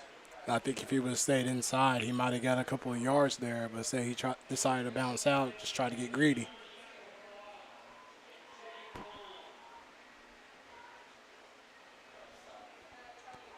This will be about 5 minutes left to go in this 3rd quarter as South Haven. Again, we talked about how it took 4 minutes for the Panthers to score on their opening drive of this 2nd half, and they've now kept it within 2. And you have to get a stop at some point if you're the PAC Panthers, especially with being offset on the 2-point conversion side of things. It's just been hard for them to stop that passing game, though. The running game, they've been keeping it a little stable, not where they want it, but a little stable. But just that passing game, Coach has been cooking them up. It's a Panthers team last year that went 5-0 in the SIFA to get the number 1 seed. Got a flag in the backfield. Prior to the snap, delay game, offense. 5-yard penalty, remains 2nd down. And one of the things you love about Gatlinburg is especially with the Black Bear Brawls, bringing teams and players together that have never seen each other before. South Haven, this is not only their first matchup ever against the PAC Panthers, they've never played a team from South Carolina in their program history. So get a chance to get exposure to another state. Get also a chance to play the defending national champions as well. And this is one of those moments for the Black Bear Brawl that you enjoy, because not only you having a different look from other locations, you're getting top teams. Here's that air game again, pass too high for Jack Rush, and we'll bring up a 3rd down, but we have a flag back around the 50.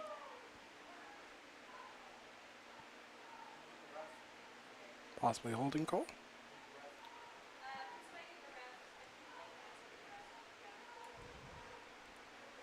And they'll wave off the flag. No penalty. One of the refs got a little handkerchief happy. Off, he just wanted to know and make sure. Caught a little bit of that. May have been a potential offside, maybe, or something, but no penalty. Brings up a 3rd and long for South Haven and does stop the clock with that incompletion at 3:39. Off of your screen, Crawley talking with the side judge there as well. 3rd and long. Choate with men on both sides. He'll look for the option. Quick toss off, incomplete. Too far out for Jared White to try and make the reception. Brings up 4th down. And of course, that rushing is just not giving him time to look downfield like he wants to. So, of course, he has to check down, but he doesn't have enough time and space to make that pass like he wants to.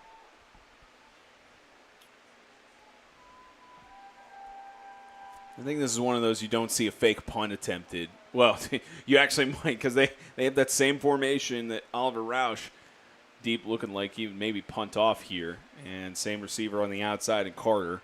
And it would have worked last time. Just a little bit too mustard on that hot dog. And Roush will actually punt it. Our first punt of the game. This one is high and does get a lucky bounce to get down to about the 33-yard line, but didn't even get back to the original line to gain on that punt there, and brings up 3:11, and they'll wind it down to 3:10. And this is where it gets scary and spooky for South Haven here, as you're giving PAC the ball, plenty time to run down, and as we know their gameplay is, run that ball and run that clock until we get that score.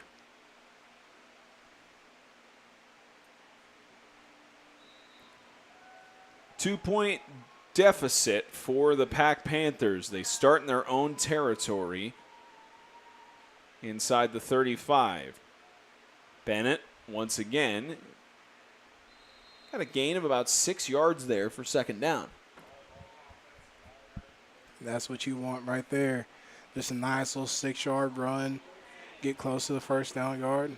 Now it's all up to the game plan of how you want to run this, either a pass play or run play. One of these contests, too, you would not be surprised by the current score margin with so many All-American and All-Conference players. As Kyle McFarland goes to the left side, he'll get the 1st down at the 45, almost to the 46 as they'll move the chains. And it's been showing everybody that's been used, Kevin McFarland, all of them, just everybody has made an impact, and they are showing why they've gone to that All-Star game and possibly even this year.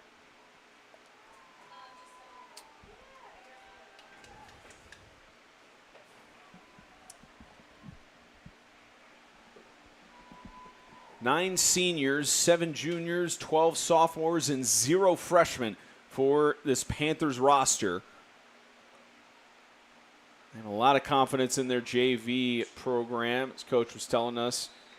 McFarland is the intended receiver, incomplete. Said they have a lot of faith in their JV program. I mean, certainly Chance would know since he was the JV coach, and they know that it's also not something of concern for them to not have 0 freshmen. They'll certainly continue to advance players up through the JV. I don't know if you can call it a circuit, really, but the JV team in that regard. And on the other side for South Haven, you got 9 seniors, 9 juniors, 7 sophomores, and 4 freshmen. You got 1 8th grader on the team as well, which you like to see the 8th grader, earning the right to be on the varsity roster if his name is ever called up. As it's now a 2nd down, and got a good chunk gain there for about 7 yards. Carry by Josh Williams to get across midfield. And to go back to your point about having JV really is just a point of getting these guys the experience, so when they come up to varsity, they're not like absolutely ready because it's a different level, but they at least have the experience football-wise of what to expect, either from the system perspective, at least. Now about a 3rd down and 5. PAC Panthers still driving down. They just give it off and getting the 1st down across the 45. A good rush by Josh Williams again. Now this Panthers offense is flowing now. They're back to where we know them, where run that ball, take your time, run that clock.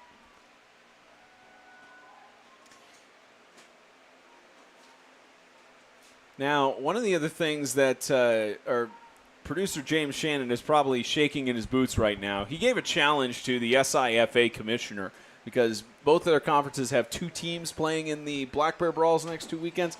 He said if either conference goes 2-0, the conference has to make a congratulatory post to the other conference, and their commissioner has to do an ice bucket challenge. So at first, during the first half, with a almost 16, 18-point lead, it was looking good for him as Patrick Bennett will go through and find some space. He'll slide down at about the 34-yard line. They'll spot him at the 35 where he initiated the slide. Makes it about a 2nd and 2. But now James might be a little bit on the fence here with Southaven leading by 2. Might be one of those challenging circumstances. So we'll see how this plays out. I'm sure James is sitting over there like, Southaven, get your act together, because he is not one to feel that. Well, he might like the ice now since he's been up here in this heat. Yeah, I was going to say the ice bucket challenge in this summer heat, probably not an issue. But what isn't an issue is the high competition we have here after 3 quarters, 12 minutes left to decide who's going to go 1-0 to start out their season and who will be 0-1. 26-24, the Patriots leading over the Panthers in Gatlinburg.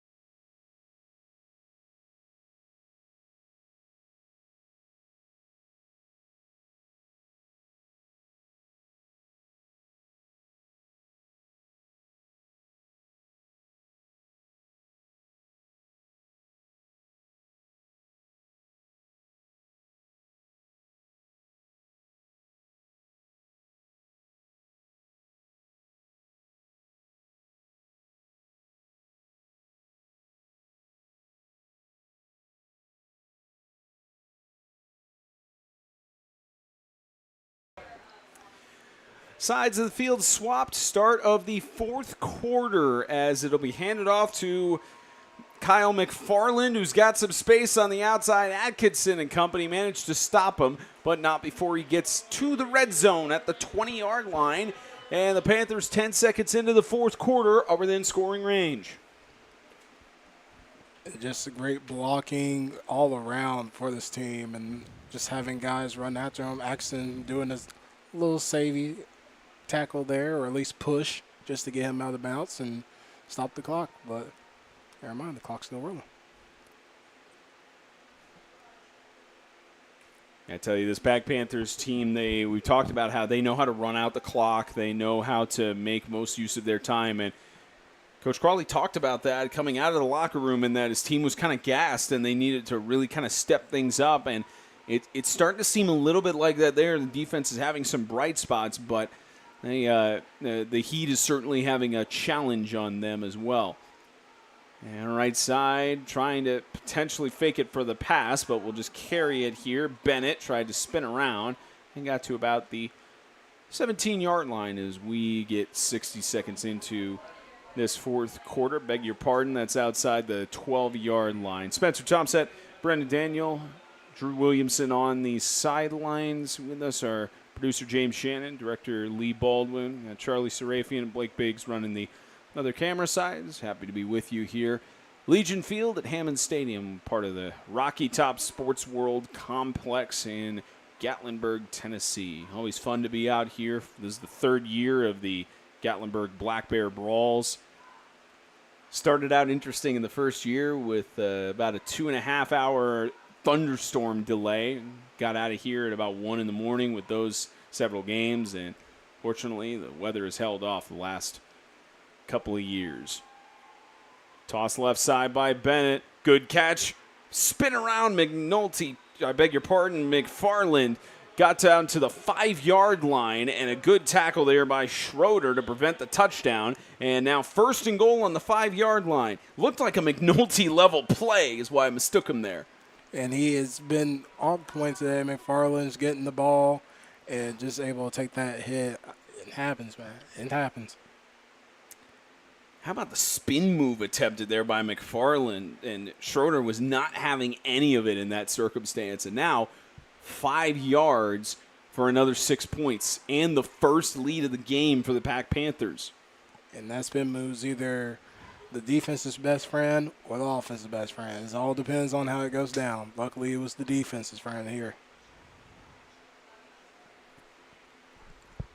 Bennett will have the ball, trying to find an opening on the outside. 2 men to beat and couldn't get past the defense. Great anticipation on the outside there by Jared White. Just this, now the South Haven defense, they're able to, now they got less yards to work with to protect. It's a lot easier because they feel like they're just going to keep running the ball. The question is what direction and who's getting the ball.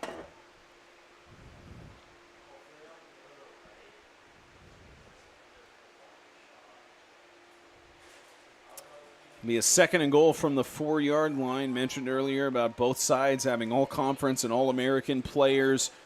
A big reason why the score is so close as it is right now. Some rising stars as well from years past. 4 yards to the goal line. Bennett will keep it. Bennett diving to the goal line. Touchdown. PAC Panthers have the first lead of the game. Anytime you see these 2 big boys in the back there, just be afraid because they're going to hit you straight dead in your mouth and push forward till they get into that end zone. That's just what happened with this play here. So he pushed through last second. Hit him in the chin strap, son. Trying to make it a 6-point game. This is where the 2-point conversions really matter now. Mm-hmm. And again, this is something South Haven's having a problem stopping. The big boy moves. And they'll trust Gage Taylor to get through. Got slung down close. Sometimes you wonder in those moments if it's a horse collar. Clearly grabbed his shoulder pads, and Gage Taylor stopped short to keep it at a 4-point game. And still a 1-score game here in the Smokies, but the PAC Panthers out of South Carolina have their first lead over the Patriots from Springfield.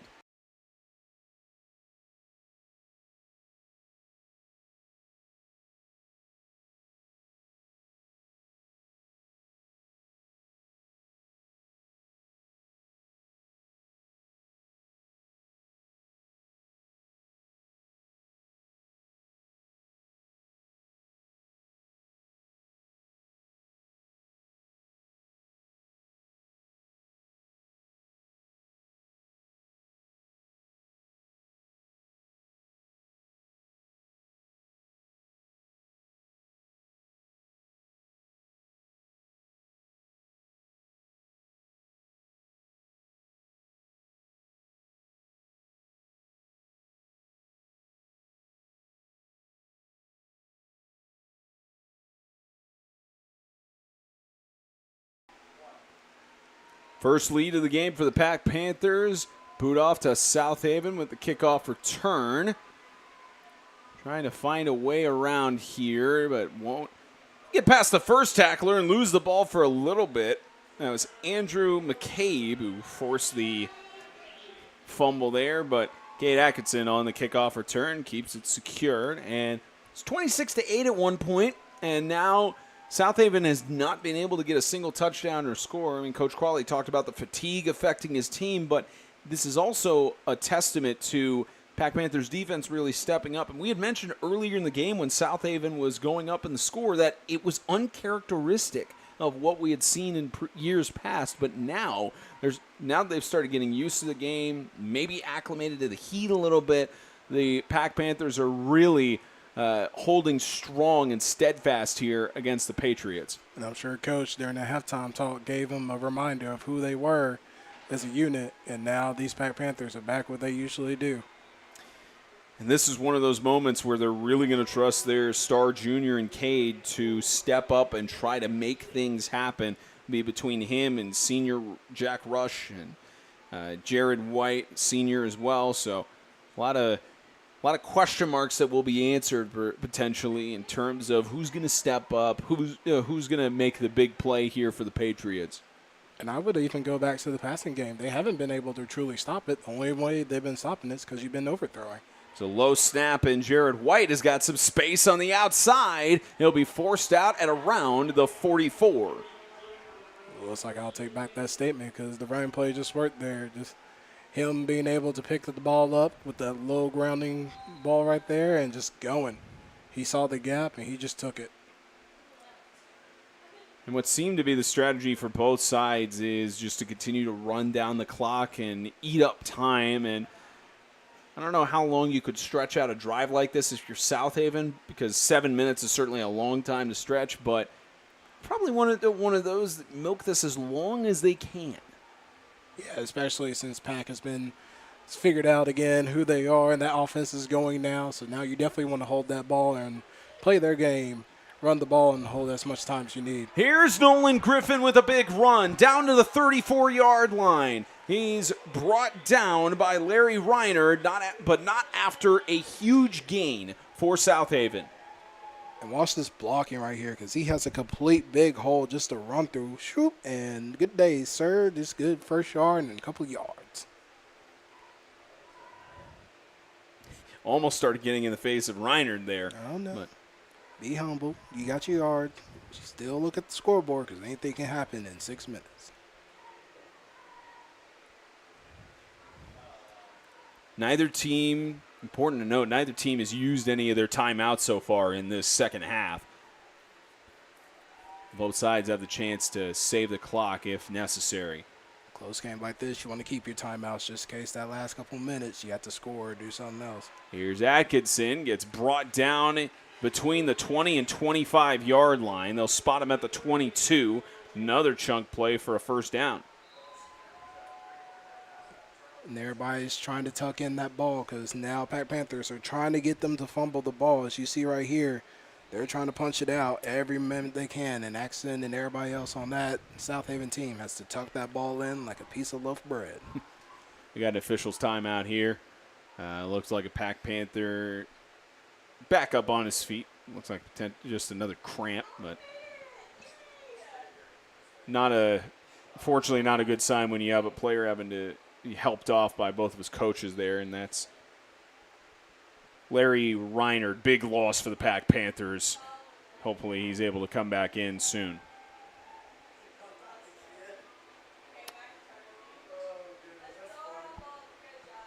From the 23-yard line, Atkinson. He'll be stopped by that PAC defensive line.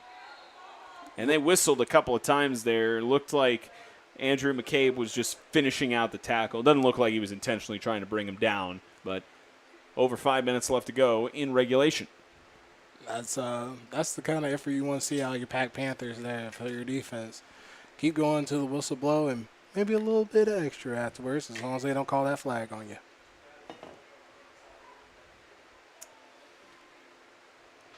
Now, the Patriots do have a kicker. They chose not to utilize him for any extra points. That was Roush.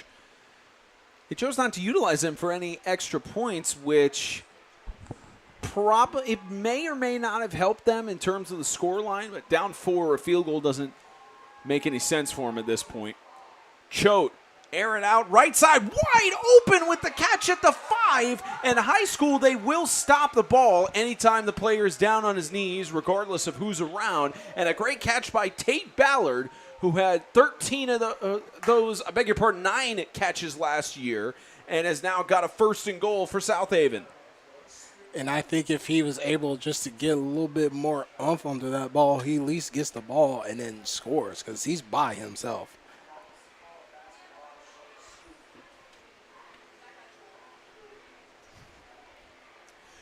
Four minutes left to go here in regulation. On the 6-yard line is where they'll spot him. A great catch there as right side carry, end zone, touchdown, Jared White. And now South Haven has got the lead back. This has been a great back-and-forth game, and this is what we expected out of both teams, a complete dogfight here. And they're not going to stop until one of them give in. I don't see any exhaustion come from South Haven, like the coach said. It seems like they got their win back.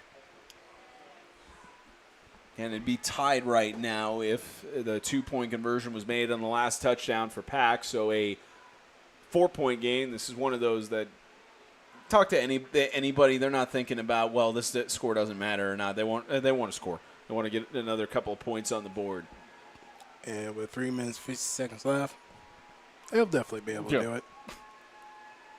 Nice snap. Right side. Wide open again. Second time that it's happened on that sort of route. And a great catch by Atkinson to make it a 4-point game, 34-30. South Haven's got the lead back over PAC.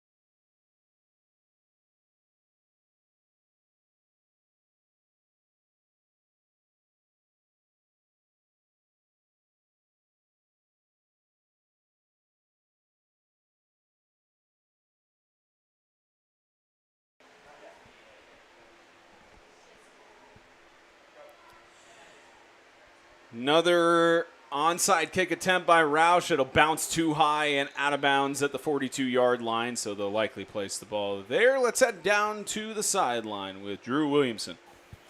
Thanks, Spencer. Well, if you're a fan of dramatic games, this is the one to be at. South Haven just made it a 4-point game by scoring that last touchdown. Can PAC respond here in these last 4 minutes? We'll see. Very much one of those competitions where I look out on the crowd, and it's a bit of a travel for both sides. Balls here. Maybe they would be watching us, which we have a decent amount, 100-plus viewers right now. But you like to see the fans and parents and people who are coming out here. And some of them were smart enough to even bring a tent on the sunny side. Some of them wore umbrellas. Well, 1st and 10 from the 48-yard line. PAC has a chance to respond here. They're going to air it out across the middle. What a catch! What a play! Larry Reinard on one play has got a touchdown, and the lead is back to the defending national champions. South Haven was not ready for that pass game. Everybody was in that box just ready for a run, but instead they threw it down their throat and got a great touchdown. Now, 2-point conversion. See if they can convert it. Got the better of Tate Ballard on the coverage, and now the Panthers have a chance to make it a 4-point lead on their side. Now, I would be thinking of the Panthers side. Would I possibly do an onside kick, run the ball, and run the clock down just a little bit, just for a safe side? Because it's not like field positioning has really mattered for South Haven's offense wherever they've been on the field, so you might as well get that chance to have the ball back. Because every time they figured out a way to score, and they run that clock down enough to where PAC doesn't get the ball back. And Reinard will try to find his way in, waiting for a signal. Nothing yet. And they rule it no good. I don't know. I think he reached the ball out at a good time. Hard to see at this angle, too. I think he stretched out the ball a little bit, but you have to know where his knee is down. Yeah. There. Didn't look like they had a clear view on that from the sidelines, but leaves it at a 2-point game. And the Panthers leading here. Does that score look familiar to you, Brendan? James? Does that look eerie? What's the Spider-Man 3? You know, I was looking through some old games. It looks very similar. It's very close, but like I said, Andrew, you might need to go get a lottery ticket, bud. Yeah, his was 42-39, which mathematically it couldn't happen at this point unless you had it. Well, if you have a field goal and safety, yes, but in terms of okay, there's a minute chance. Mathematically, it could. I don't see it happening. No onside kick for the Panthers here, as this will go all the way down to about the 4-yard line, which lucky bounce for the Patriots, as this will be placed at the 40.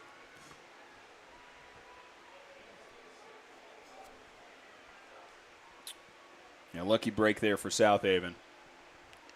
And that's exactly what they needed too, because at this rate, it doesn't matter what yards you're at. Your offense has been doing great. It's just all about that time management. As long as you keep an eye and not run too much clock down, because you still want to score to win the game. But you want to leave at least 0.5 seconds for a fact to have some issues. So they'll actually place it down at the 35-yard line on those sort of out-of-bounds plays. It's only placed further if it goes out of bounds beyond the 35.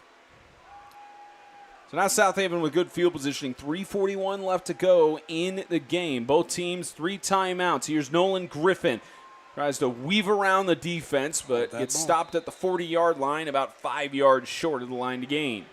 And again, that defense is aiming for that ball, trying to punch it out, because they know what time it is. It's crunch time. Try to get any turnover you can by any means necessary. Don't you love these classic good games? Oh, yes. Gritty, down to the wire, within one score or two. Especially you have a team driving with their chance to punch their name, which this could be the pendulum that swings in either of their seasons, especially trying to start out on a high note as Atkinson, left side, trying to get to the line to gain. I think they're going to rule him short. They will by a yard. And with him being in bounds, that will still let the clock run, and that will be maybe about a 3rd and inches, 3rd and 1. It's not the second time we've had an in inches measurement for this afternoon. And it's playing right in South Haven's hand. Just get the ball, run it. Doesn't matter inches, 2 yards, don't matter. You got what you needed, and let's just keep it moving and keep running that ball so we can run the clock down.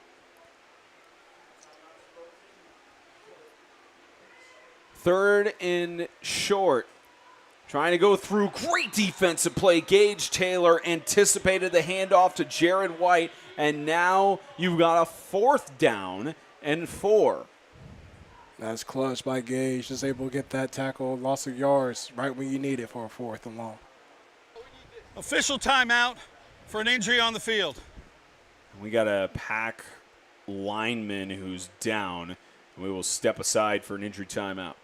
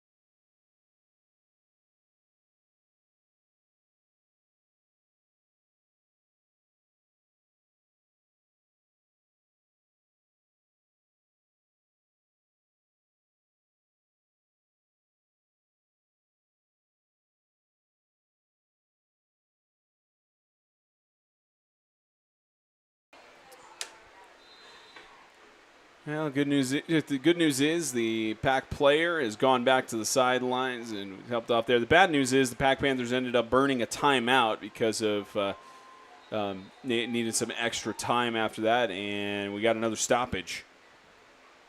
Prior to the snap, false start, number 8 on the offense. 5-yard penalty, remains 4th down. They'll bring it back another 5 yards for now a 4th and long. Where you were 4th in inches, now you're 4th and long. And now it's kind of the question. I mean, they're obviously going to go for it, but how do you go for it? If there's one offensive coordinator who knows how to get out of situations like this, it's Michael Crawley. And they have all 3 of their timeouts, so even if they don't make this, it's not the end of the world. But with 2:05 left to go, it's another one of those, we need to get this. Choate looking for the pass option, right side, and not on target, an incompletion. Just Atkinson getting caught up. He was just trying to bait the refs to give him that pass interference, but it was a no-go. The refs these days are really letting these boys play here. It is a little touchy, but he got the separation enough, so there's no excuse for it. Atkinson, the intended target. Looks like number 19, Trevor McCarver for South Haven involved on that too. Or had the blind side, you protected there. And now South Haven will go back on defense. Minute 56 left to go in regulation, and they do have all 3 of their timeouts. And the question for the Panthers is, do you run it out here? Some of your passing game was working well too. Try to score again to seal the deal on it here. A lot of options here for their offensive coordinator, Ben Fremming. Well, if I'm him, I'm going to be aggressive. I'm going to at least try to score while running the clock down. So just run the ball. It hasn't hurt so far in this half. You figured it out. Run the ball, run the clock, maybe even get a touchdown if need be. And Patrick Bennett will get past one tackle, not the second one. Bringing him down is Oliver Roush, and Crawley will use his first time out of the half. That's exactly what South Haven Timeout, needed. Patriots. Their first time out of the half. Few yards lost, enough to give a couple miles now for a first down and able to use one timeout. Well, certainly James is going to have a lot to talk about. Same with Blake. And Extreme Talk should be at, if I'm not mistaken, it's still 4 p.m. Eastern, 3 p.m. Central. And you can catch all of that here on the 8-Man Extreme YouTube channel. James will have a lot to recap from the games this weekend. Not just the ones here in the Smoky Mountains, but also contests that occurred last night in week 0 of the 8-man football season. Thursday night, had some contests in Louisiana as well. Football time again in the Southeast. We don't want to get copyright struck here, but Boys of Fall is playing somewhere right now. From the 38-yard line in Patriots territory, that's where the Panthers will start out in their attempt to seal the game, leading by only a 2-point conversion. In the old school formation. Yep. I haven't seen that in a while. That's back over to Josh Williams on the outside. He will not be stopped until he gets the first down. And that will move the chains. It'll at least stop it for spotting the ball for a first down, but the minute and a half winding down.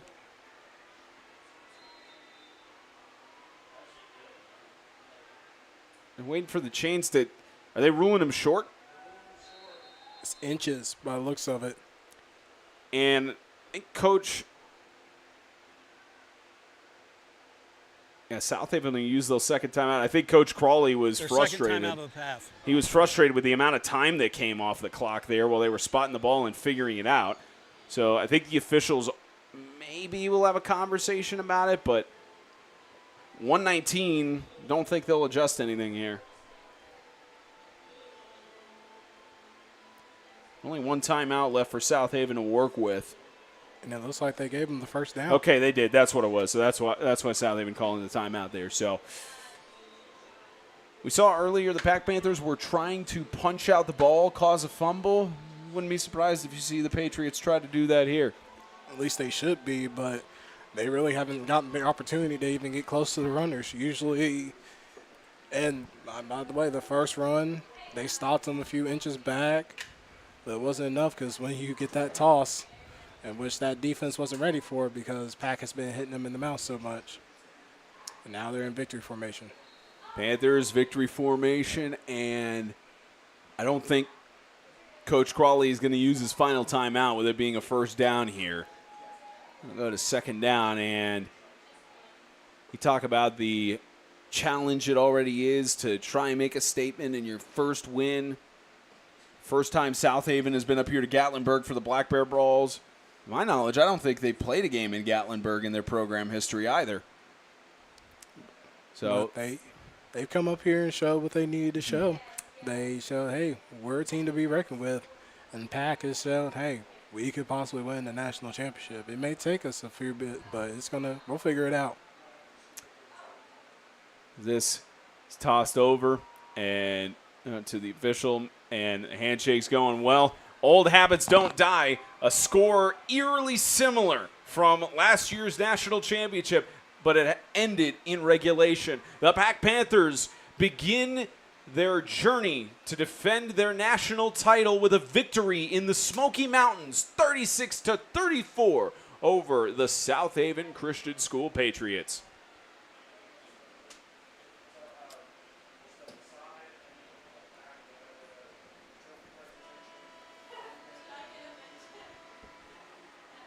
Still a little bit left to talk about in the post-game show. We got presentation for the most valuable player or players, because we had two of them in the earlier game. And this will also give us a chance to hand it back down to Drew Williamson in a bit to chat with the post-game victorious team. We'll be back in a few moments here from the Smokies.